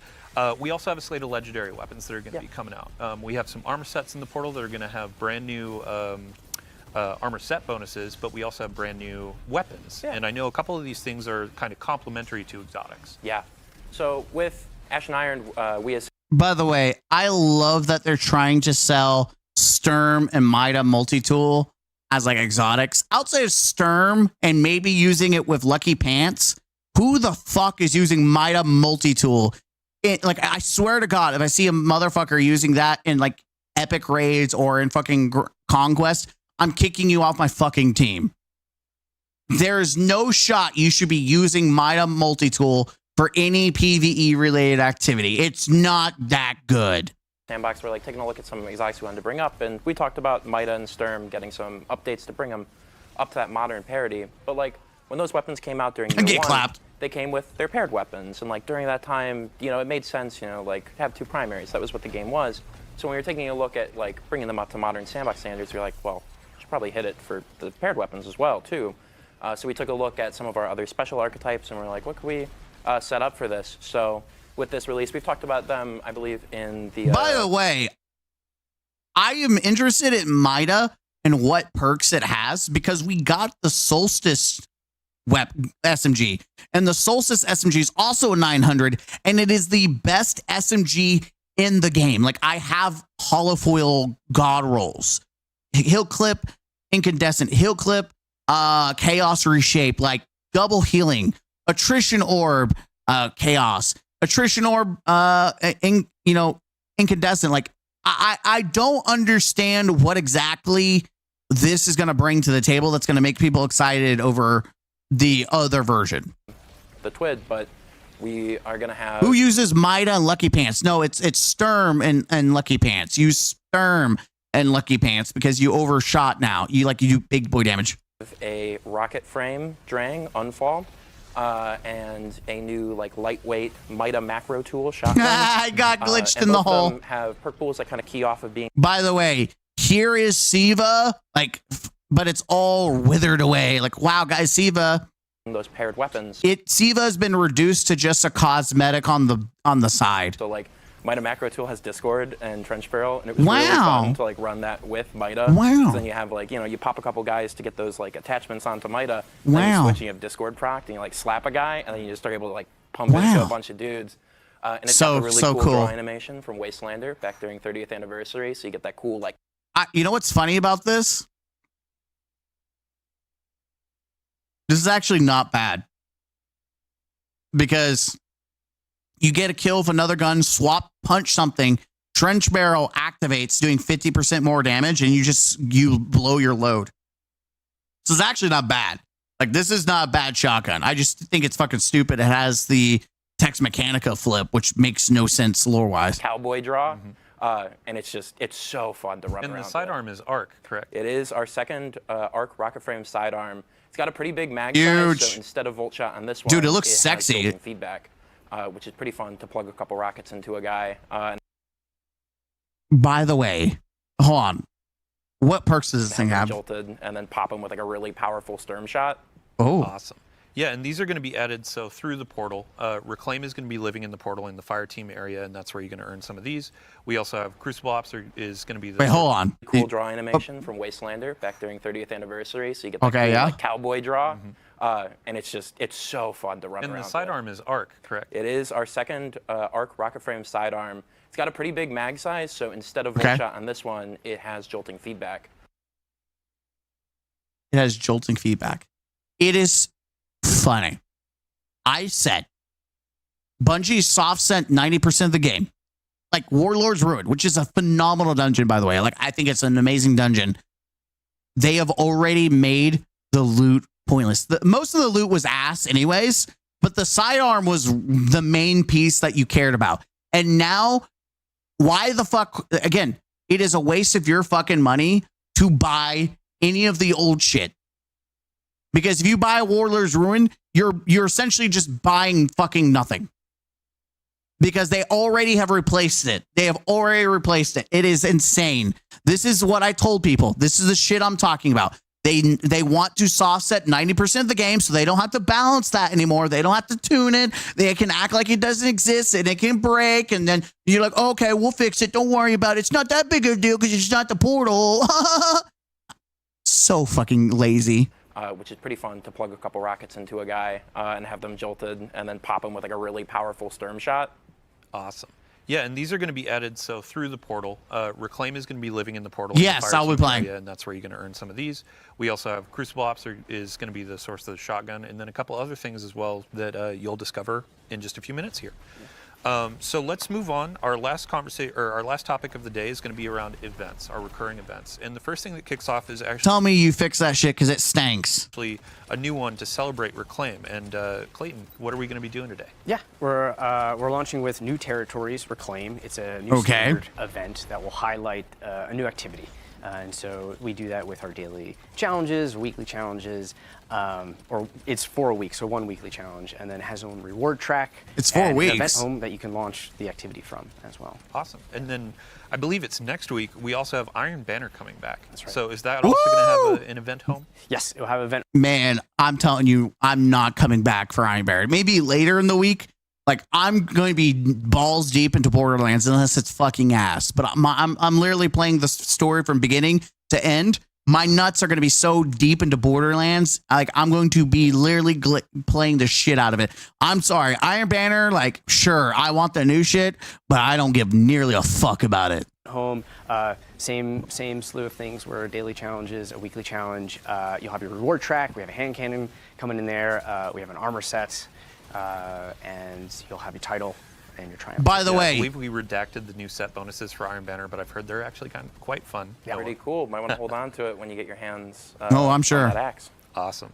And then the third event that's going to be coming is Arms Week. Noah, coming back. The first one was all centered around let's look at hand cannons. We had the new shotgun style hand cannon. Yeah. And then with this one, are we going to get an actual event for Arms Day that isn't just like Crucible and then the Portal? Like, please, can we make it more rewarding? That's the biggest problem I have Arms Day. Like, I like the idea of the bounties and stuff like that, but like, can you make it more fucking rewarding? Because it is fucking unbearable. Going to be shotguns. Yeah.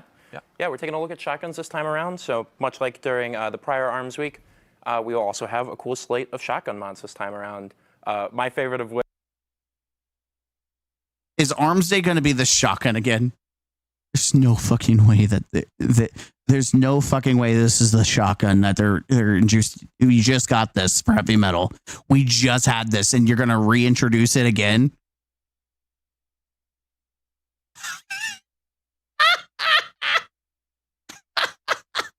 Oh no fucking way, bro! Why, guys?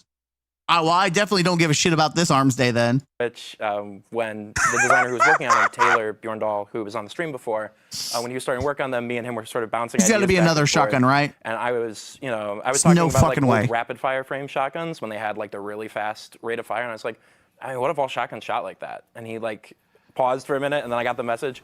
What if they're all just Fourth Horsemen? Okay. Bjorn, you mad scientist. It is really entertaining to take a slug shotgun and have it shoot that fast. I think that's cool. And Listen, we saw a lot of, I will say that's a W. That's it. That's how mods should be. Like the seasonal stuff. That it should be fun, right? I think that's good. At least they're doing something. Like, I will give you a W for that. That's cool. That's the shit that people like from Bungie when they do the crazy, wacky, fun shit. That's cool. That's a gamer move. Guys, let's just make everything fucking Thunder whatever. You know what I mean? Like, that's dope. More of that shit. More fun and less ass. With these volatile mods for hand cannons. Sometimes ass can be fun, but in this, it's just like old, wrinkly, wretched, haven't been cleaned in like 3 months swamp ass. This is not like. Okay, I'm gonna stop that. We're moving on. So with shotguns, we have the one that's effectively going to be Fourth Horseman everywhere. Yeah. But we have a couple more. It's not big Latina ass on your face. Okay. And we'll leave that for players to discover. It's going to be super awesome. Next up on the slate, we have Festival Lost is going to be coming back during Ash and Iron, and we have a preview of our armor sets. So these are armor ornament sets. Y'all voted on these. I'm going to have a hot take. I have never had a problem with Festival of the Lost Armor. And you're like, but you're always against Fortnite-ification of Destiny. One, these are not one-for-ones like Star Wars. Obviously, this is Jason, but it's not Jason himself. This, I don't even know who the fuck this is. This is Slender Man, which, let's be honest, it's not like, it's a Halloween thing. I'm okay with that because Halloween, you know you're going to have Halloween costumes. It's a problem when 90% of the stuff that they put in the game is also fucking Halloween. That's the problem. It's when this becomes the game versus it just being for a Halloween event. earlier in the year. I mean, even RuneScape has like Santa party hats and shit like that, but not all the game is Santa party hats. I mean, there's some with like their events, right? They're obviously it's not a 1-for-1 comparison, but like they do have fun, wacky stuff, but that's not all of the game, which is what Destiny's trying to push. Last year, and we had to show them. They look Great awesome. votes. I cannot wait to have those roses on my The shoulders. Warlock. But with I'm a hot take. I don't remember what the hunter was, but I felt like the other hunter was better. Festival Lost, we have some new activity content, correct? That's right. The Headless Ones have broken out of Haunted Lost Sector jail. Because of that, we have new activities. So we have a new PvE 6-player activity called Haunted. It is so fucking funny. Festival of the Lost, which has historically been known as Festival of the Cost. Out of all, like, Solstice had no fun. They removed the activity. But this time, Festival of the Lost is the hero we needed. They have finally did something different. Not only do they not do the same shit over and over again, but now, ladies and gentlemen, now we get a new activity. It is insane that the meme is no longer a meme. It has transcended its memeness. Festival of the Cost is now Festival of the Hero. Altars. And then we have a new PvP activity called... Oh, it's the altars? I'm okay with that. Like, let's be honest. Festival of the Lost has always been reusing stuff, whether it be the Infinite Forest, Lost Sectors. Now we're doing altars. Like, I'm okay with that if it's actually tasteful and actually is good. Red Rumble. Dude, they got rid of Banshee's voice actor. People are claiming it's AI now. I will have to go talk to him. Hocus Focusing is coming back. It's going to be a 2-week-long activity. We have 2 new weapons, Nora Pie's weapon. You'll have your reward track, event home, the whole shebang. I'm very excited. It is very fun to play in those activities. Awesome. So it's chaos. Just okay. Chaos. And then the last on our list, so Jerome, we have a new event called Call to Arms that's going to be coming at the end of Ashen Iron. Call to Arms. Can you give us a quick overview? At the end? Sure. We're going to be working with Devrim. Devrim K, who has been holding down the EDZ for the better part of a decade without a ghost, right? Doing it all in one life. And he'll be taking some much-deserved R&R in the tower and being our liaison to the foundries. We have to remember that most of the guns that the Guardian fires are designed and produced in the last city. Of course, we know that they're actually designed and produced here with the sandbox team. What do you mean? Cassoid's in-house. That's right, Mr. Cassoid, right here. So we will be working with Devrim to stress test the latest and greatest in gear from the foundries and the Guardians that can push their gear the furthest and get the most out of it. Will reap the greatest reward. So there's a competitive. So is this just going to be like the old factions of Destiny 2 where you just have to get tokens or some bullshit reputation to boost your score to be the winning faction? Like, it's funny if that's the case because they're doing the same shit that already failed, but they're going to do it probably with the portals. You're probably going to end up having to use the same archetype, like weapon foundry, in the portal instead of an actual activity. And then how many kills and bullshit feeds into the score. I can already tell you what it's going to be without it. Like, if that's the case, that shit stinks. Aspect to it as well. Awesome. Yeah, I mean, when we're talking about this competitive aspect, the Call to Arms is going to be a ton of rewards, legendaries, some cosmetics for anyone to earn, but then we have kind of some cosmetics at the top for our hardcore, so to speak, to really earn. And Clayton, I think you were talking about a helmet? Yeah, we have a helmet ornament. It is fantastic looking. That's a W. This is a free update. They're actually giving a free ornament that you can chase after. So it is a pinnacle reward. That's free. That's a W. Listen, we don't give W's often here in the counselor's office for Bungie. But fucking finally, instead of shoving every fucking thing in the Eververse store, we actually have a free thing that incentivizes you to give a shit about the thing, even though it's probably going to be the portal. So the reward of getting something like that, that's a W. The event itself is yet to be decided whether it's a W. when you equip it, if you're in that top earner, you will have this like tail of flames coming from you, and much like the trial glows, these flames signify that you are a top competitor in this. So when I load into the tower, I'm going to see this guy with a giant fiery mohawk. I'm going to know, okay, they were top of Called Honor. Impressed and scared at the same time. But then we have. I'm going to be honest. No one's going to be impressed. No one gives a shit. No one even gives a shit about the glows and trials. No one does. Some cosmetics. Like the people who have it probably care, but the people who see it don't give a fuck. Like I said, for just general players too. Like I believe there's an exotic ornament for the pulse rifle on the reward track, and a bunch of other things to earn too. So we have daily login rewards as well, and we have vouchers that will actually help set you up. Is this a game or is this a mobile game? We've got daily rewards and vouchers. What are the fucking vouchers for? The next season. Awesome. Yeah. Well, I'm sorry. Vouchers for the next season? What the fuck? Thanks for the quick overview. We will definitely have more information in the tweet about this new event. And as we're going through Ash and Iron, we'll have an update before each of these events. Sounds like a fucking mobile game. A recap of what we've been talking about today. So just to end it up as well, we have a brand new crossbow that's going to be coming in. So our first crossbow is introduced through raids. And this one is going to be through our events. To start, it's going to be a low drop chance from any of the events that we just covered. And then in Call to Arms, you can focus this thing to really hammer on getting those rolls. And Noah, what's the damage type on this? Yeah, so you might have. So we're going to make a very rare weapon that you have to wait like essentially months to get.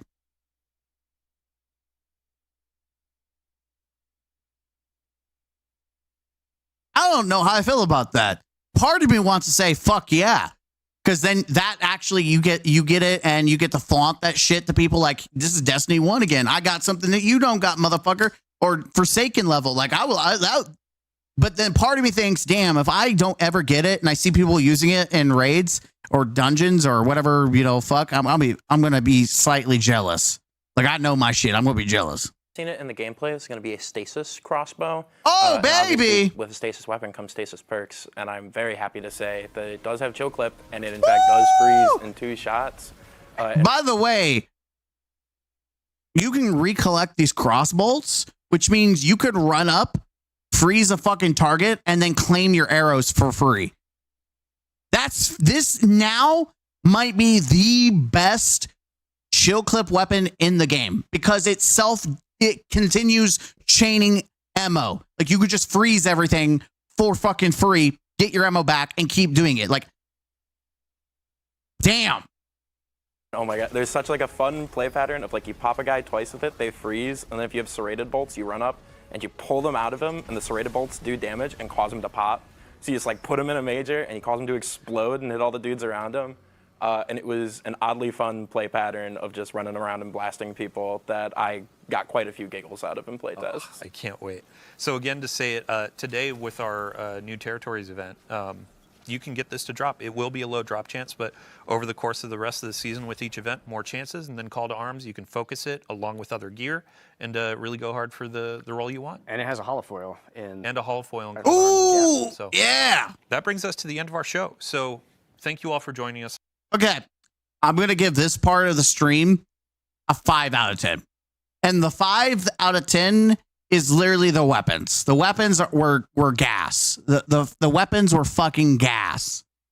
That is as much as I'm going to give a shout out. Now, this update would be exciting if it wasn't like ass. Because that's the biggest problem with this is that this update has been so fucking dog shit. And it pisses me the fuck off that they introduce the first ever taken set and shader. And I'm going to be really honest with you. It's going to take every fucking fiber of my being not to buy this. At least for like Hunter and Warlock. Titan is an easy skip for me. It looks so fucking mid as fuck. I don't know why they made Titan look like a bitch, but all this, like Hunter looks the best. Warlock's the second best. And Titan just looks like a bitch. Maybe his gauntlets and chest will look better. I don't know. They have it for some reason. He's hiding it. I don't know why the Titan is just like, he's throwing a fit because it looks like fucking shit. But they're selling a taken shader, and it's going to take me every fiber of my being to be patient because they usually put that shit on sale, like on rotation. So I just don't want to buy it, even though I want the Taken shader. But it pisses me the fuck off. It is funny that they didn't. This is Ash and Iron, and this feels like this should have came out with episode Heresy, but it didn't. But we've asked for so many years for this set, and we get it, and it's fucking paid, and it's bull fucking shit. But they're listening to you guys. They're listening to you. What can I do to make the drop exotic mission in 1 week instead of 4? Team's still finishing up development on the exotic mission. Are you fucking kidding me? It was on the track for you're telling me you're still working on the exotic mission that should have already been coming out. You know that Bungie is struggling when they haven't even made the content that is supposed to come out before the other content. They're working. Buy our shit. By the way, GG, game is cooked. We stopped balancing. Okay, now I listened exactly what they said. I'm not sure if the result will be positive. The way they word it is for sure terrible. We don't need them to change how they communicate or explain patches better. We need them to make good. Dude, Salty Greppo, I know people shit on him, but he's been spitting fucking facts for the past couple months. Like, he was shitting on people for complaining about like the whole, like, you know, he was out there saying we shouldn't be hiding screens. And now he's like, you know, illegal roles, Bungie, you need to fix this shit. Like, spitting fucking facts. God, I fucking you can't even do without doing the quest. Dude, if you have to do the whole Shadowkeep quest to access this, it's fucking funny. Portal drops at 450 and are only +1, even at A+ rank. 300 400 was +3 before this. Not sure what they are now. I hope this game dies and they turn off the fucking servers. Damn, dude. What the fuck? It's a +5 from 400 450. I would assume that all the leveling tiers below that are now +5 as well. Your account is not 430. It is categorically not +5s. Yeah, I don't believe this. Oh, by the way, this is a cool bug. Oh, they removed it, I guess? I don't know what's going on here. Love the Renegades reveal info. Love the hype. Yeah, sure. But come on, Destiny. Already a big bug with the new reclaim activity. Teleporting to the new area can insta-kill your teammates randomly. First try, we already failed due to this glitch. Priority fix. The whiplash of getting hype from Renegades reveal to playing current D2, where the portal still sucks. The new activity can soft lock you, and Eververse having multiple new armors is definitely an experience. Yeah, guys, they didn't introduce any good fucking sets, but damn, you can sure buy a bunch of them. Guys, so many sets. Don't you want to buy our shit? Our game is breaking. It is broken. We are consistently not doing good things, but go ahead and buy our shit. Please buy our shit. Welcome to the new mines. Apparently PvP is the place to play to farm your power. Just FYI, comp is bugged right now in D2. Matches end on a 1st to 7 kills. Easy farm to power in the portal. Go play comp while you can. And hey, actually reason to play comp. Let's go. Even the Bungie ball fondler himself, who was hyping Renegades, is even calling out this shit. The new reclaim activities should be better to farm light than Encore. True. When even your Bungie ball fondler is spitting actual fucking facts. By the way, I love this. The pit dungeon lair is everything but Zulamok for 1 drop. W. So the dungeon lair is almost all the dungeon except for the final boss, and you get 1 drop. You do the entire dungeon except for the final boss, and you get 1 drop. You can't make this shit up, man. I'm sorry, but I do not like Reclaim so far. Feels much worse than Nether. Due to an issue where inspecting the holofoil version of the folded root and romantic death weapons are causing crashes on Xbox, we have temporarily disabled the holofoil versions of those weapons. We are actively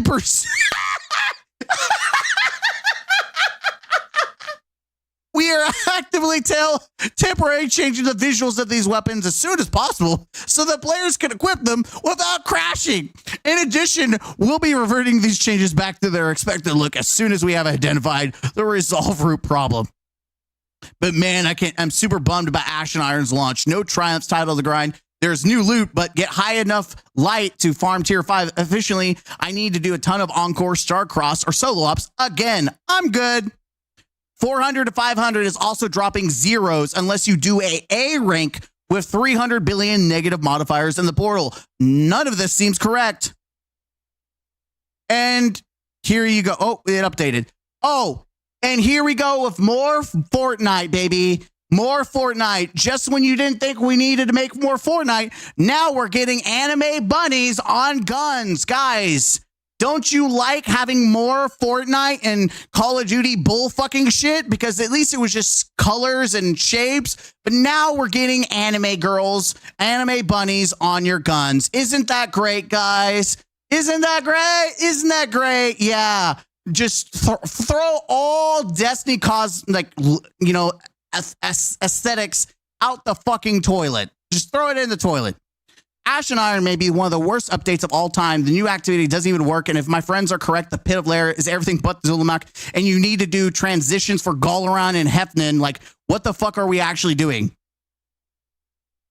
We have deployed a mitigation for an issue causing players to soft lock and reclaim activity. When moving to a new zone, players will now be able to self-revive and additional tokens are granted when transitioning. Additionally, we'll be fixing the root issue causing players to die when moving to new zones next week in update 9.1.01. And here we go. The Bungie ball fondler in live action. That's the Bungie marketing I'm talking about. Vidoc, Renegades look so fucking sick. I'm 1,000 in. Let's fucking go. Even though he said the same thing about Edge of Fate. Okay, so after the Vidoc, they are paying him for this. This shit was a nothing burger. It was a fucking nothing burger. We are investigating an issue where the Obsidian Durstil, Cyborg Nemesis, and Durandal Progeny Universal Ornaments cannot be equipped. These ornaments are still on your account and will be available again after we fix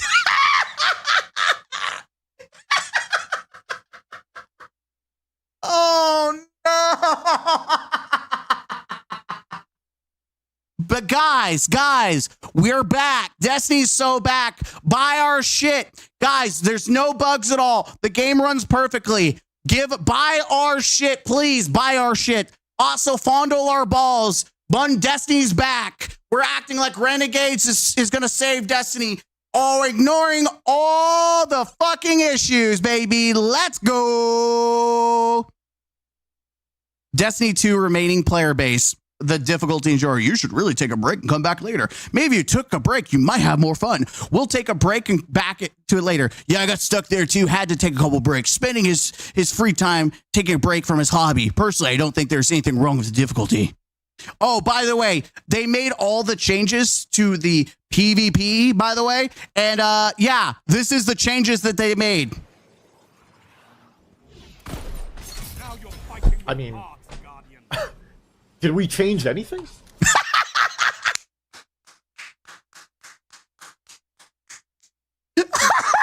Isn't that the question of everything Bungie does? Did they do anything? This is why it is so fucking hard to take anything that comes out of their fucking mouth as a W. Action means more than words. Oh, holy shit, dude. You can't make this shit up. Fucking sane. And ladies and gentlemen, that is another banger long video of us just talking about the updates for Ashen Iron. We're actually going to play this shit.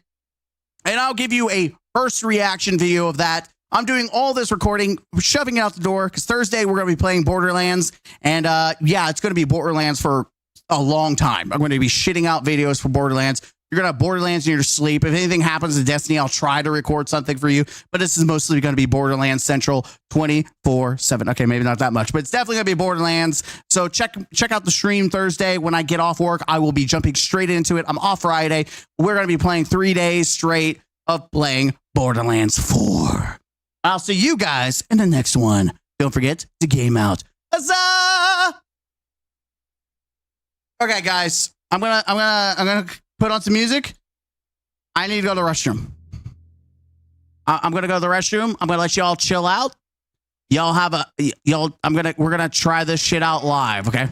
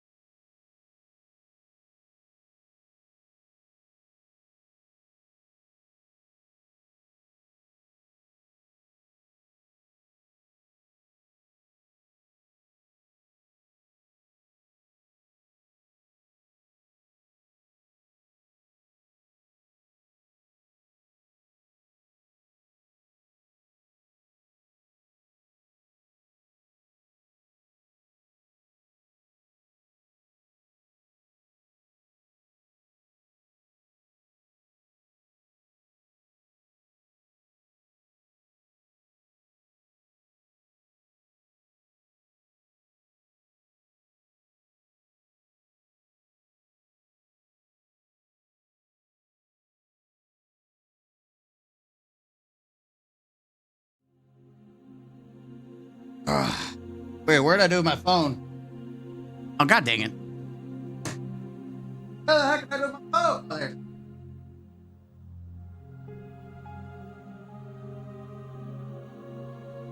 All right, give me a minute, chat.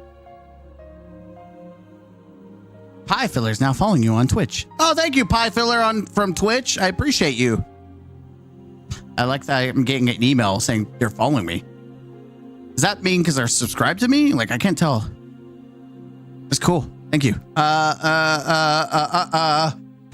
Let's see. Let's move. I'm gonna switch over to Destiny to give this a good old 1-2 shake.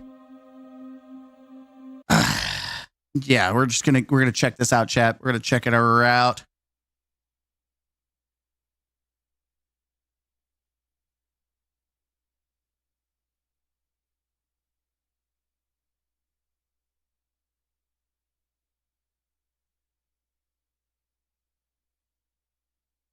Oh shit, are you choking me?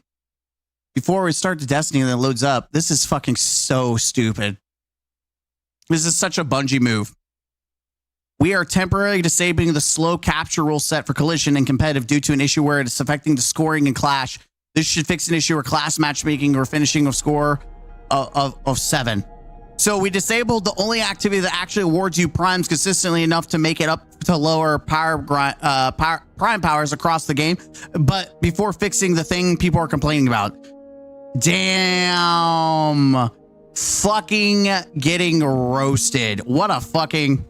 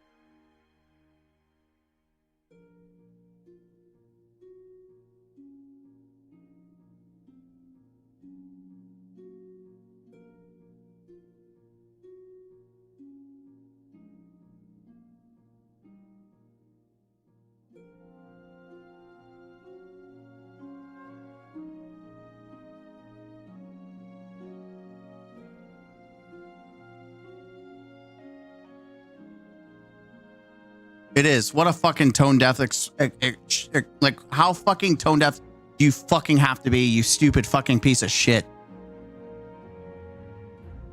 Oh, Outsider, you should have just watched. The whole stream is going to be multiple videos, but yeah, they fucked up big time. Yeah, they sucked a big bag of dicks, and they're only making it worse. They're only showing that their words mean fucking shit all.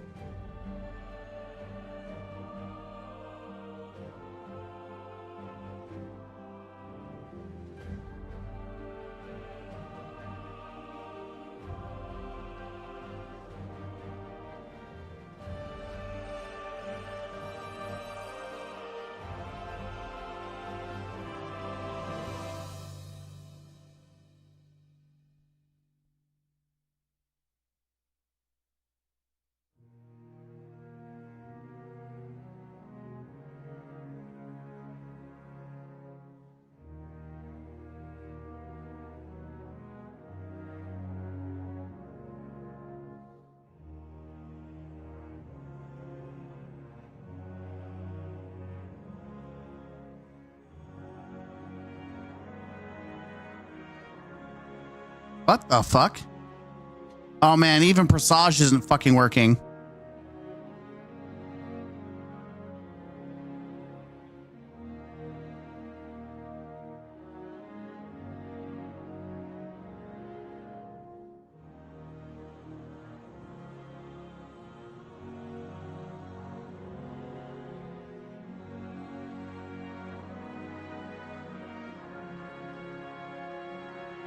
I'm just reading all the changes that are going on. I'm sorry, don't know if I told you, but it's my birthday Thursday. If I did, my bad. You did. I was just waiting to tell you happy birthday when I live stream, so I can do it on live TV.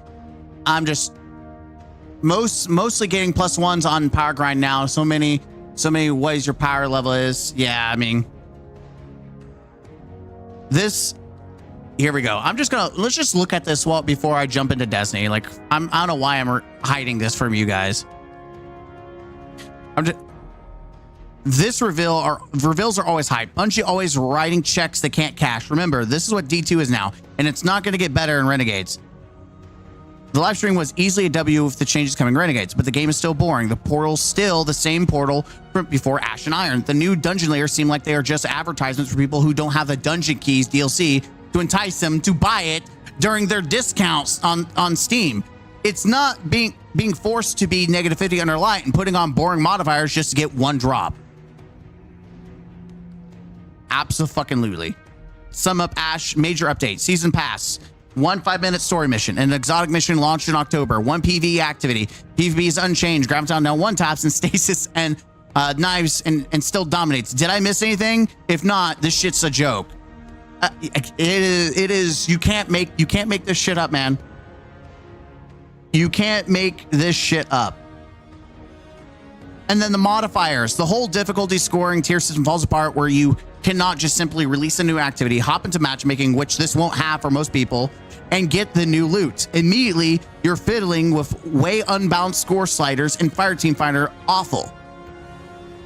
It's so frustrating to have to mess around with modifiers to get that perfect B+, only to know the loot you're getting is only a tier 3 anyways and doesn't matter. Such a huge turnoff of new content.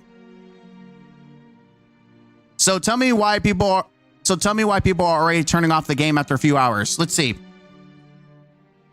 Yeah, they're already leaving.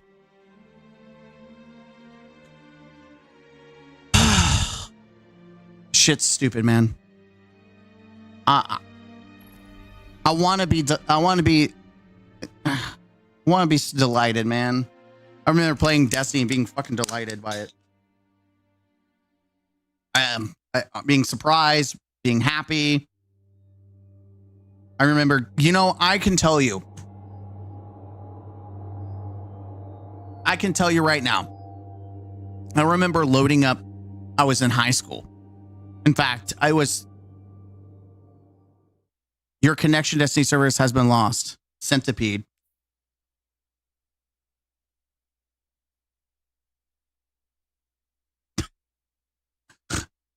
It's been Centipede. Is there? Oh, there was an update. That's why. I need to close the game down and go to Steam. There was another update. That's why. There was another update. This shit's stupid.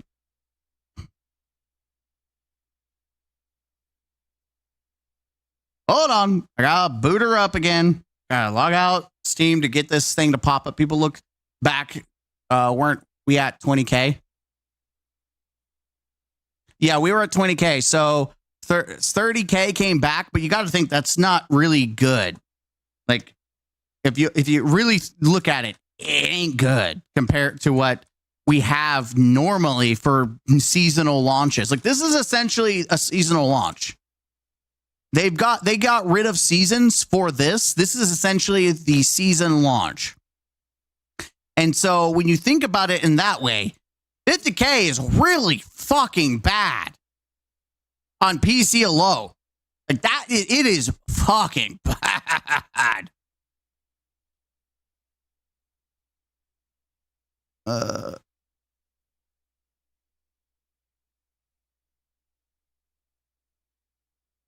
Hold on. I'm not into the right accounts. The new stuff for Destiny Rising is cool. I haven't even gotten to Destiny Rising yet. I haven't logged in for the daily, which I need to. I just kind of took now that I beat the story, like I'm playing it casually, right? Like I feel like I am behind with like the acclaim. I know there's like the contest version, which I don't know if I'm gonna like jive out of my nutsack to go do. And the reason why I say that is I already knew in the back of my mind that I'm going to be playing Borderlands on launch. So there's no reason for me to get overly like focused on Destiny Rising. It's going to be it's on the back burner. And I don't even know if I'm going to have time to play on my my free time either. I'm booting up the game now. See if that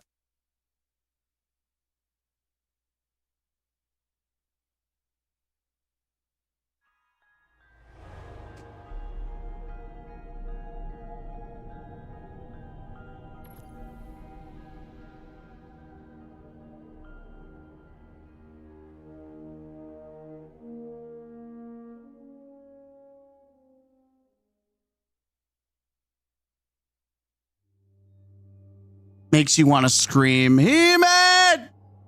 Oh, dude. Bungie done fucked it up! He-Man! Yeah, absolutely. That's how I feel. All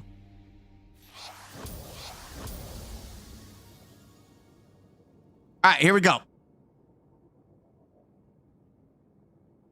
Monument to Seasons Past. Seasonal Archive is here. Visit the Seasonal Archive in the tower to unlock and earn rewards from Season and Rewards Pass. All right, let's go ahead and just take a gander at the rewards pass. All right. Here's the new Malpius. Here's your new one. Go ahead and add that to our character. Let's go ahead and pop her on. Might as well. Now I actually can play with something else that isn't fucking I could actually play with this gun now. By the way, I don't know if this is worth equipping. Maybe. I don't know. We'll see. All right, let's look at the store. Got to do the store. Where's the paid shit? Oh, they're actually giving free Bright Dust. Imagine that. Pisses me the fuck off. Yeah, it's all right. I listen, maybe the helmet is worth buying. Everything else, I think, I'm going to be honest. I think if you unlock the Hive armor, the Taken King, Crota's End, and put the shader on it, the Taken shader, it'll look better. Like, no, this is impressive to me.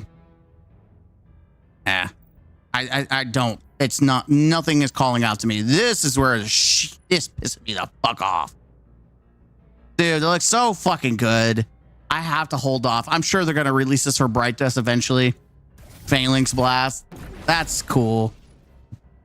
This is not as cool as you think it was. I'm gonna be honest. Like, I feel like you could just use the skimmer you have and put the take-in effect on it, and that would be the same outcome.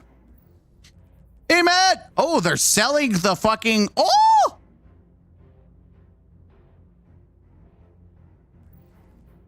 Oh my God, they did increase the fucking bright cost of it. Motherfuckers. They increased how much bright dust... Isn't that funny? They increased how... Oh my God. You son of a bitches. Bungie thought no one would fucking notice. What a bunch of fucking fuckers. Guys, we're gonna make you spend fucking money. By the way, is this Thorn? Like, that's kind of... Oh, it's a Striga. Dude, look at all the fucking shit that I just want to pile down your goddamn throat. This is so bullshit, dude. Guys, the game's breaking, but please buy our shit. Oh my God, you can also get the Mel. Oh! Brother, which fucking one do I want? I would fucking get this for Bright Dust. Fuck, I need to get caught up on this shit, but like, damn. There is a weapon and we need to destroy it, and we won't be able to destroy it until we grind 550. That's all I heard. Is now the extra Bright Dust we get doesn't matter. That is so fucking funny. You're right.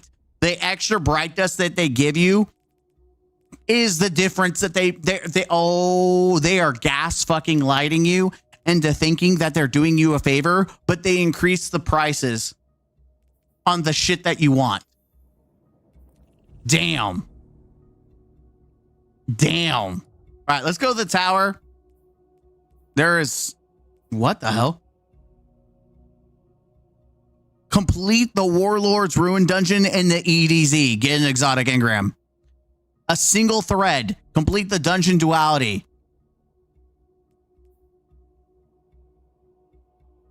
A good match. What the fuck is going on?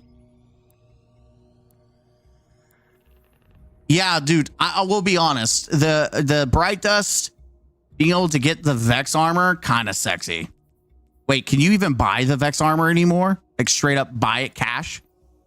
So that's so weird. Oh, no, what? So it's FOMO. They introduced FOMO.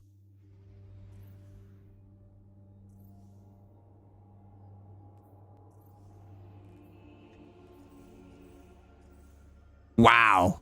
They introduced FOMO. You can't even buy it. Okay, apparently Banshee is an AI now. I'm sure I'm selling something worthwhile. I'm sorry, what? Why did they... Still there. That's not my Banshee. Extra glimmer for the bar tonight. Yeah, okay, it's AI. Don't get burned. Sure. Come back soon. I fucking hate it. Need anything special? I hate it. I hate everything about this. What do you need? I hate everything about this.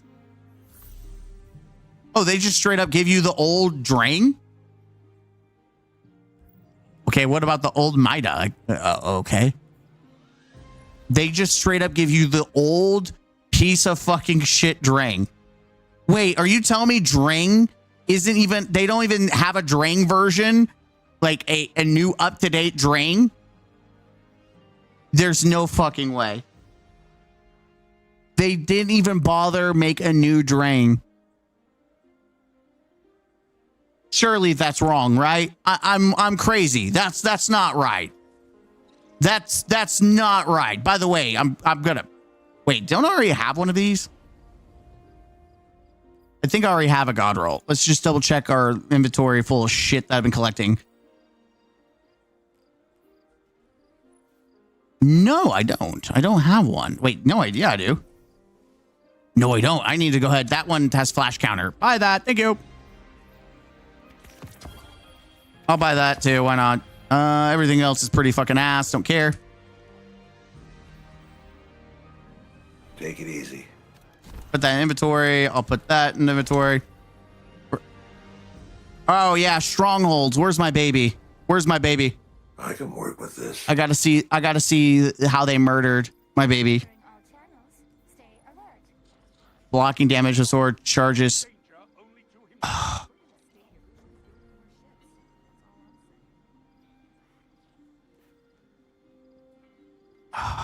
Why just at this point just make a different exotic? Just make a fucking different exotic. That's not what strongholds is. It literally says holds. You're fucking holding my nutsack in your mouth, you piece of shit. Okay, what do we got here?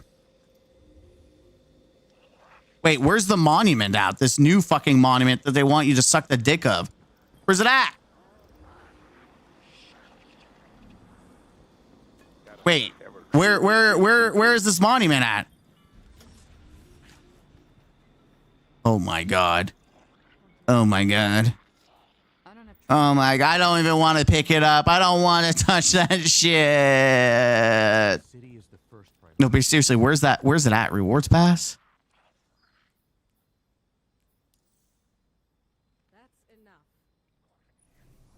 It's funny. They don't even fucking tell you where to go. Wait, they reset everything? Oh no, that's right. You can refarm this. Oh, here's the new ones. Oh, wait. Southern Spire. These are all tier 5s for me to do later. Oh, Ultimate. Avalon. Interesting. Avalon is now in the game. Hypernet Core. Okay. The first vault. Wait, it's the first one? Wait. No, it's not. Okay, then. Oh, this one. Oh my god, they didn't do a good job. My god, I'm a veteran and didn't see that shit. The seasonal archive offers rewards from prior seasons and reward passes for purchases of chronologs, which are primarily earned from the current rewards pass. Chronologs can also be exchanged for select materials and currencies. Unowned passes may be purchased silver or as archive passes, unlocking the corresponding page of rewards for purchases with chronologs. New passes are added to the seasonal archive at the conclusion of the subsequent pass period. Check back often. Okay. Exchange materials.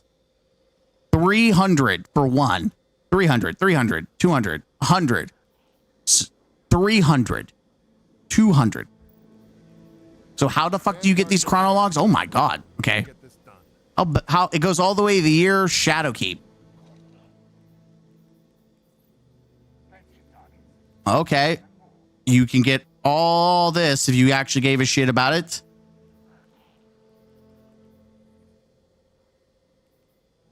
You get acquire a set of armor for your core pack to pass. Okay. Tommy's.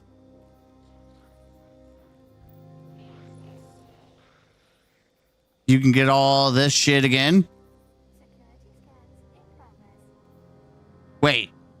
Okay, so you buy the pass, you don't even automatically get this shit. Legendary rewards. That's cool. You can still get access to, like, some people can't even get access to these anymore. So that's kind of cool, I guess. I still think it's fucking funny. Guys, why could you buy this? Why is this an option? Is this coming back? Last I checked, this wasn't in the fucking game. Neither of these weapons are in the game. Like, what the fuck are we doing? You can buy this ornament, but you can't fucking use it.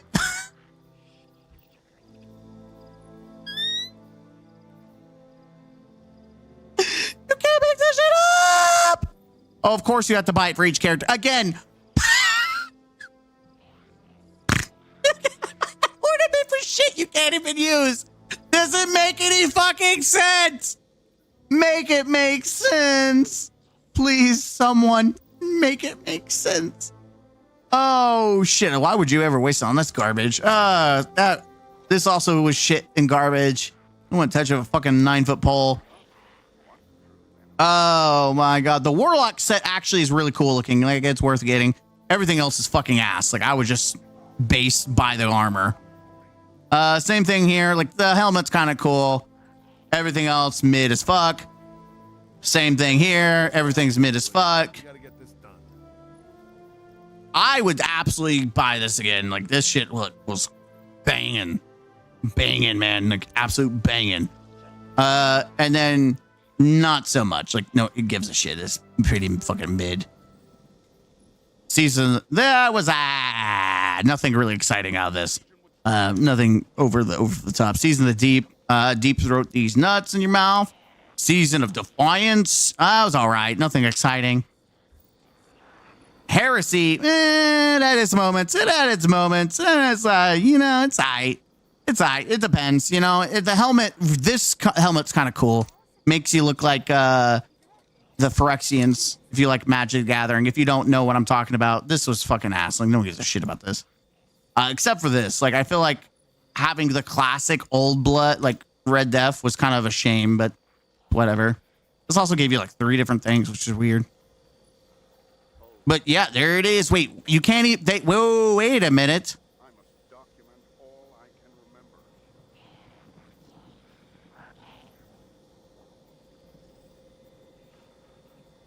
So I still have to use my pass, my thing for the pass, the previous pass, because I have like I didn't grab everything off of the previous pass or the other half of Season of the Reclamation.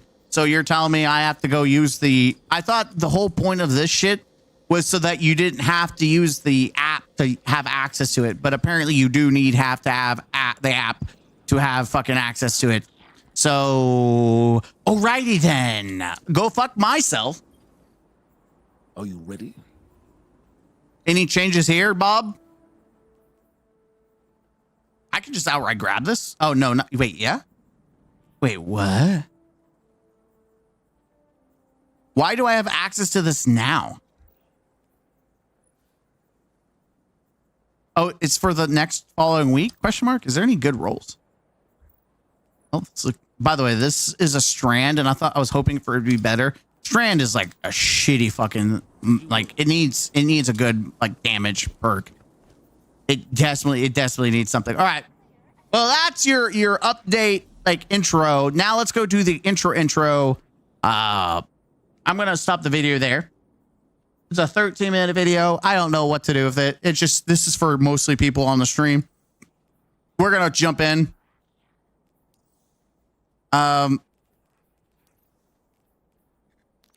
Visit Devon in the EDZ. I don't understand. Guys, we're going to show you the EDZ for the first time.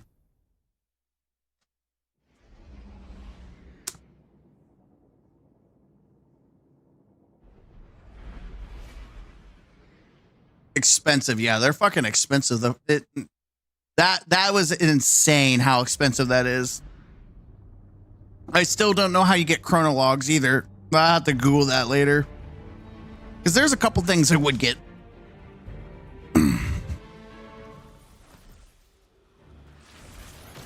All right, here we go. This is our journey. We're back into this ancient land called EDZ. We're back into the grind again.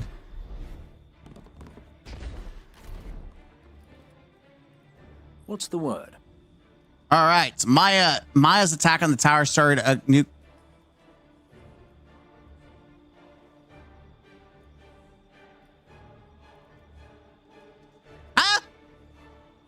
Maya's attack on the tower started a new gold rush across Seoul. She's losing control of her collective and needs the latent power from the gold. Gives you a loadout, a quick up and down nodding and approval. We need to beat her forces to that tech and reclaim lost territory. Wait, I feel like I fucking... What? Goodbye, Guardian. You might look in on Zavala from time to time. Just a thought. Wait, I didn't do the portal. What? Oh, you have to do this first. Ashnar initially say... Okay, that was fucking confusing. Didn't they say Devon was gonna... No, he's gonna be in the tower at the end of the season. Okay, well, that was fucking stupid because it wasn't very specific about It's in the new battle pass? What do you mean it's in the new battle pass? Oh my God, you're right. So you have to buy the one battle pass to be able to unlock the other battle pass. Neat. Oh, hey, tower. This is cool. Coral Cool. Vex, more of Maya's goons. They're taking salvaged What the fuck was that? What? They're already in the tower. Only Night Watch available to respond. I'm afraid that's correct. Maya's tactics are evolving. I'm in the EDZ now, investigating a lead that might explain things. But I'll need you to defend the tower while I get some answers. That's still that's still Savathun's voice actor, right? That's not Ikora. That's not the actual Ikora, right? Like, I'm not crazy, right? That's not that doesn't sound like normal Ikora. I thought they fixed that. I thought they were like, guys, we brought her back. Vex are tossing our caches onto multiple transmat routes out of the city. Golden Age salvage?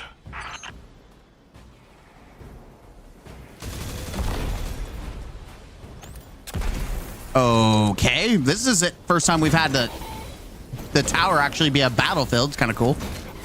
Won't lie.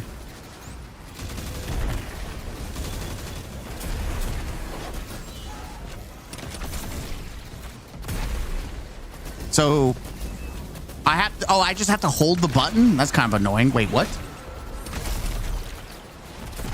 I don't know how I feel about that. It seems like it's more fucking annoying than a regular.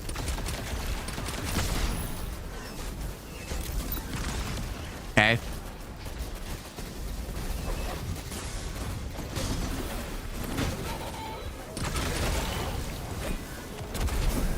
I'm just gonna punch everything because when in doubt, just punch it out.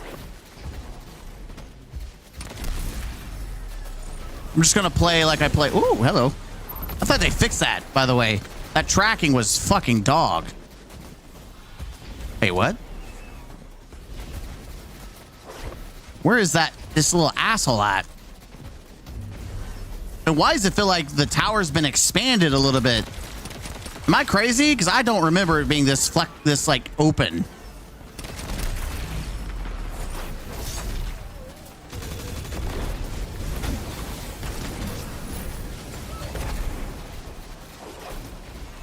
Maybe because it's decorated differently. I don't know. I do like it's fucking bright though. Gone, scout teams have been searching for artifacts to reinforce city defenses. I've been collecting Warmind hardware, pointing it at gaps in our security. We should have been able to see this coming. What the hell? Alright, you can't kill him. Pog. Hello? Am I missing something? Find your way to... Oh, wait, what? Okay, that is a fucking no. Is there like a secret? It's a secret, chat. It's a secret. Wait a minute. No shot. Can I go around the... Nope, that is definitely not. I got excited for nothing. Exploring the tower is very limited. Very limited. Thought it was going to be really fucking cool. Not as cool as I thought it was going to be. Do I have to kill your asses?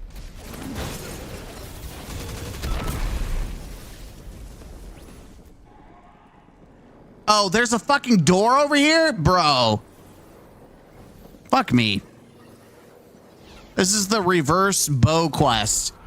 Yeah, you used to have to do this for the bow quest for whatever the fuck it is.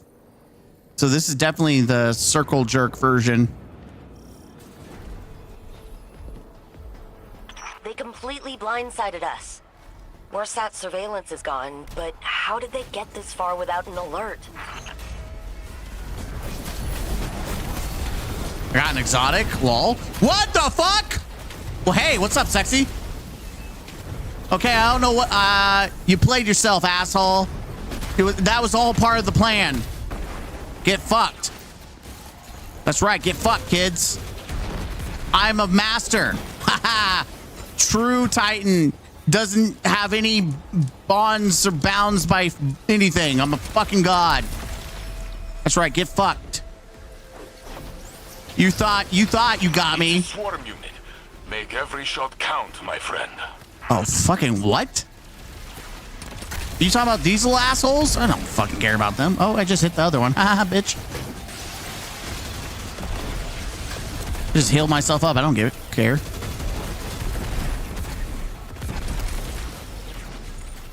I doubt this is over. I checked the caches. The Vex were stealing Warmind tech from us. Wait. Oh, look at this. We only have one rocket pulse. Come on. Yeah, I mean, they could have done a different element, to be honest. Yeah. The fact that they don't have more than one element is just insane to me. Who's the asshole left? Fuck off. But hey, the legendary version probably does more damage, and I'm okay with actually being able to use my fucking like exotic slot for something that isn't Choir of One. So, though running double special is also very much of an option. Oh, sorry about you dudes. You've been sitting back here, you know, get your ass kicked. Like, you know, rest in peace, buddy. Even though you're a dummy, that's your job, to be a dummy. Am I missing something here? Oh, okay. We're just peacing out now. Cool.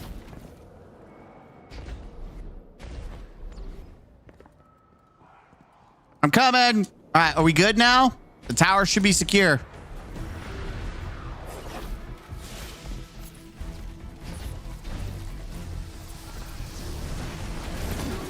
What the fuck?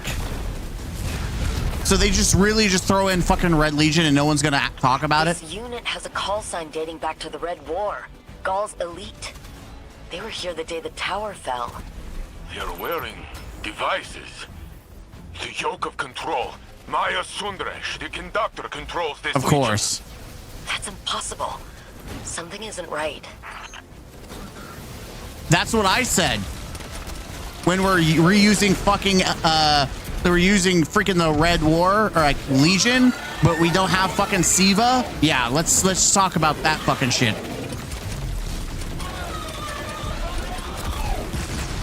Vex working in coordination with the Red Legion. Yeah. Maya's influence grows with the day. She has access to the entire Vex network. She must have found another timeline where the Red Legion are still around and yanked them into ours. Are you fucking...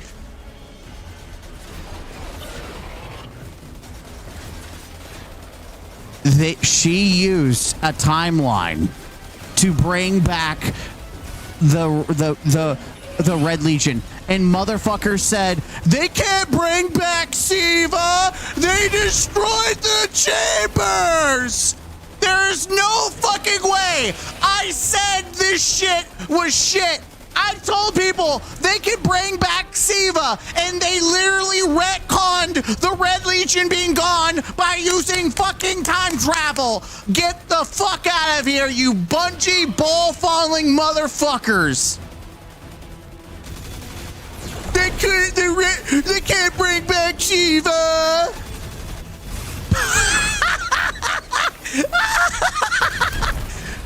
Guys, it's the fucking MacGuffin. You can't make this shit up, man. Get the fuck out of here. You cannot make this shit up, man. You just can't. She went back in time to get the fucking Red Legion. That's the plot. That's the excuse for why the Red Legion exists. She went back in time. So you can't go back in time and get the splicers? You didn't go back in time to control the splicers? We're just gonna be like, nah, bruh. Good work. It's all good. I knew the city could count on you. This was just a smash and grab. What is Maya looking for? They want what the conductor has always wanted. To usher a new golden age of her own design. Now with the Legion and the Vex. I'm no friend of the Red Legion, though I pity them to come under Maya's thrall. There's no fucking way that I just sat here and played, and the reason for Red Legion, she found a timeline where the Red Legion are still around, and we couldn't bring back the Siva.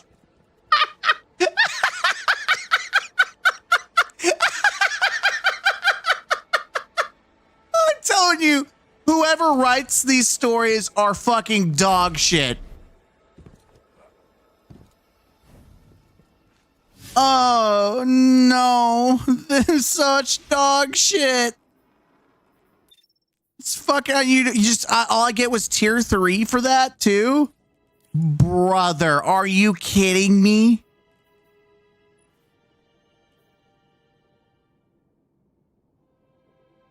Are you kidding me? It's giving tier 3 loot. Don't tell me even at 430 it's now giving me worse gear than what I was getting. There's no fucking shit shot that I'm getting less than tier 4. There is in no fucking world. I do not believe in an instant. No fucking... Somehow the Red Legion has returned. No, they went back in time. They went back in time to bring back the Red Legion. That is the excuse for that's the excuse. They went back in time. Now we go talk to Devon. I cannot believe that that's the story beat they chose to do. Guys, Red Legion is back because she found she went back in time to a timeline where they still existed. That is the most MacGuffin bullshit retcon I have ever fucking heard. By that logic, Bungie could bring back anyone and everything. Siva could come back. Orcs could come back again. Hell, the Witness could come back again for all we know. God, I can't wait to fight the Witness again because Maya went back in time and brought him forward. Oh my God. Looks like the Fallen are bringing in a glimmer drill. Keep a sharp lookout. I'm telling you now, time travel is just is the excuse, is literally the excuse when you've run out of ideas. Come now, speak your mind. We need to be your forces at the tech and reclaim lost territories while you're here. We'll be inserting you to some former quarantine zones, so be ready for anything. Yeah. Well, I'm ready. That's for sure. I'm definitely ready. Wait, no fucking way. He's the inventory. He's the guy. I said we have... Oh, this is what they disabled. They I thought my game was going to crash. Wait, this is the holofoil? Oh, no, they disabled it. So this is the base version. It's a waveframe grenade launcher void. So this is the base version, which is a map. Interesting. Wait, it's always tier 3? Wait, no, that is the holofoil. Shut them down. Did they... Huh?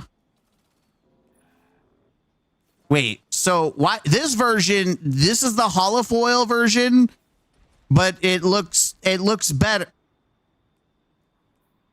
This looks bad. There's no shot this is a holofoil version because it looks like dog shit. And then the bow, you have the opportunity to get the bow, but it's tier 3. Hold on. Okay, tier 4, good. So you can still get tier 4s from this. Good, because I was about to be really fucking pissed. By the way, what version? This is aggressive void. So this already is replacing tomorrow's answer, right? That's what this is. It's tomorrow's answer. Simmered down. What a shitty looking thing.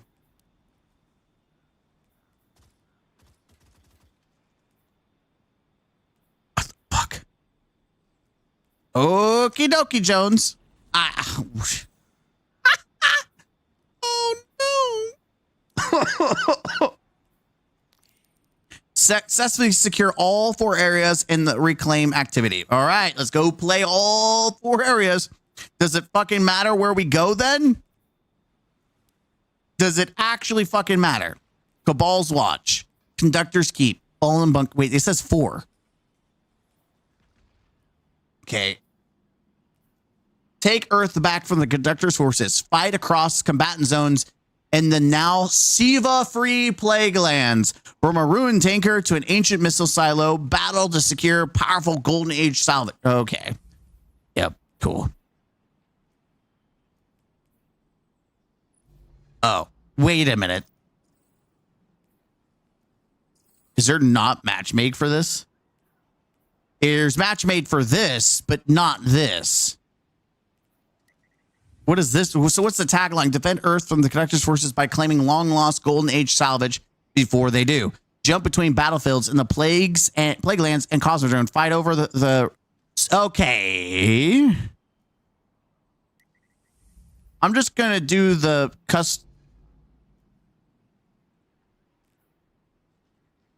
I mean, it doesn't fucking matter, right? I'm just going to play matchmaking. Let's see. Let's see how shitty this experience is.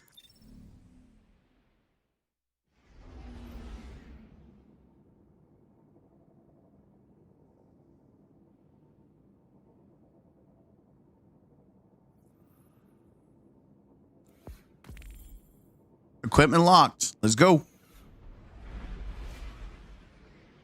Oh, by the way, I need to do due diligence. I need to give a shout out to Cannon. Sorry, he donated $10. Oh, it's not sticking around. Oh, that's so annoying to me. It already got buried. There's no shot it got buried. Okay, I'm scrolling back. Okay, I'll have to do the shout out in a minute. Damn it. Channels are 5x5. You are cleared to deploy. Maya's Vex control most of this sector by now. Do not stay too long in one place. Yep, I remember this area. So this is essentially, yeah.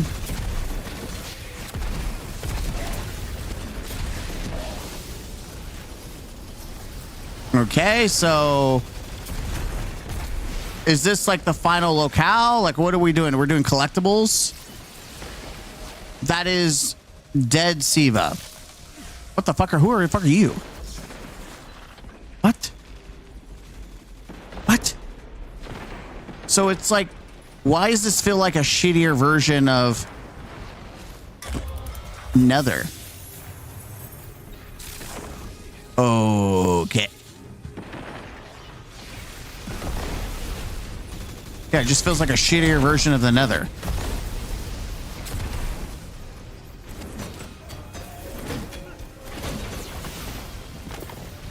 I love getting tier 2 bolt garbage.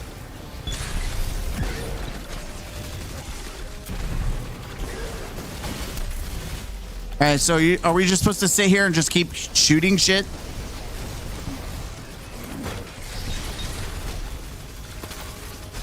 Where's my hammer?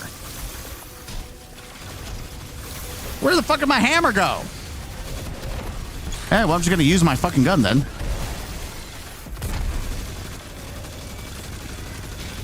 This is very exciting to me. Just so we're clear, this is so exciting. Oh, we finally destroyed something. Hell yeah, let's go.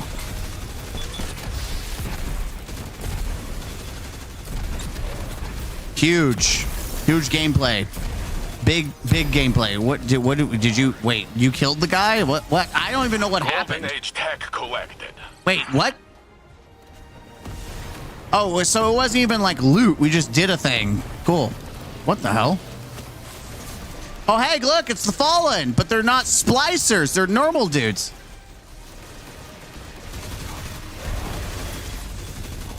Wow, guys, they're just dudes. He's just regular ass captains. Nothing special or unique about them. Huge. Man, that's so cool. Man, that's great. Man, that's exciting. Oh, look, guys, it's Withered Siva. Aren't you excited? I'm excited. Man, I would be excited if it wasn't just an obvious bait.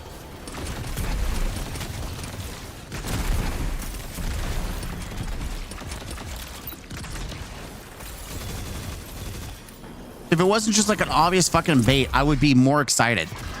Get out of here, asshole. I would be so fucking excited. How the fuck did I get up there again? Oh yeah, that's right. They made little platforms. Like the nostalgia nod to Rise of Iron should be really cool if it actually was fucking Siva. Instead, we have just the most generic ass enemies for the most generic ass activity. But at least there's snow, guys. At least there's snow, right? Isn't that exciting? Snow? Wow. Very good. Stay one step ahead of Maya. What a great find. Jinju and I are excited to study it. Who? Who the fuck is Jinju? Who the fuck is Jinju?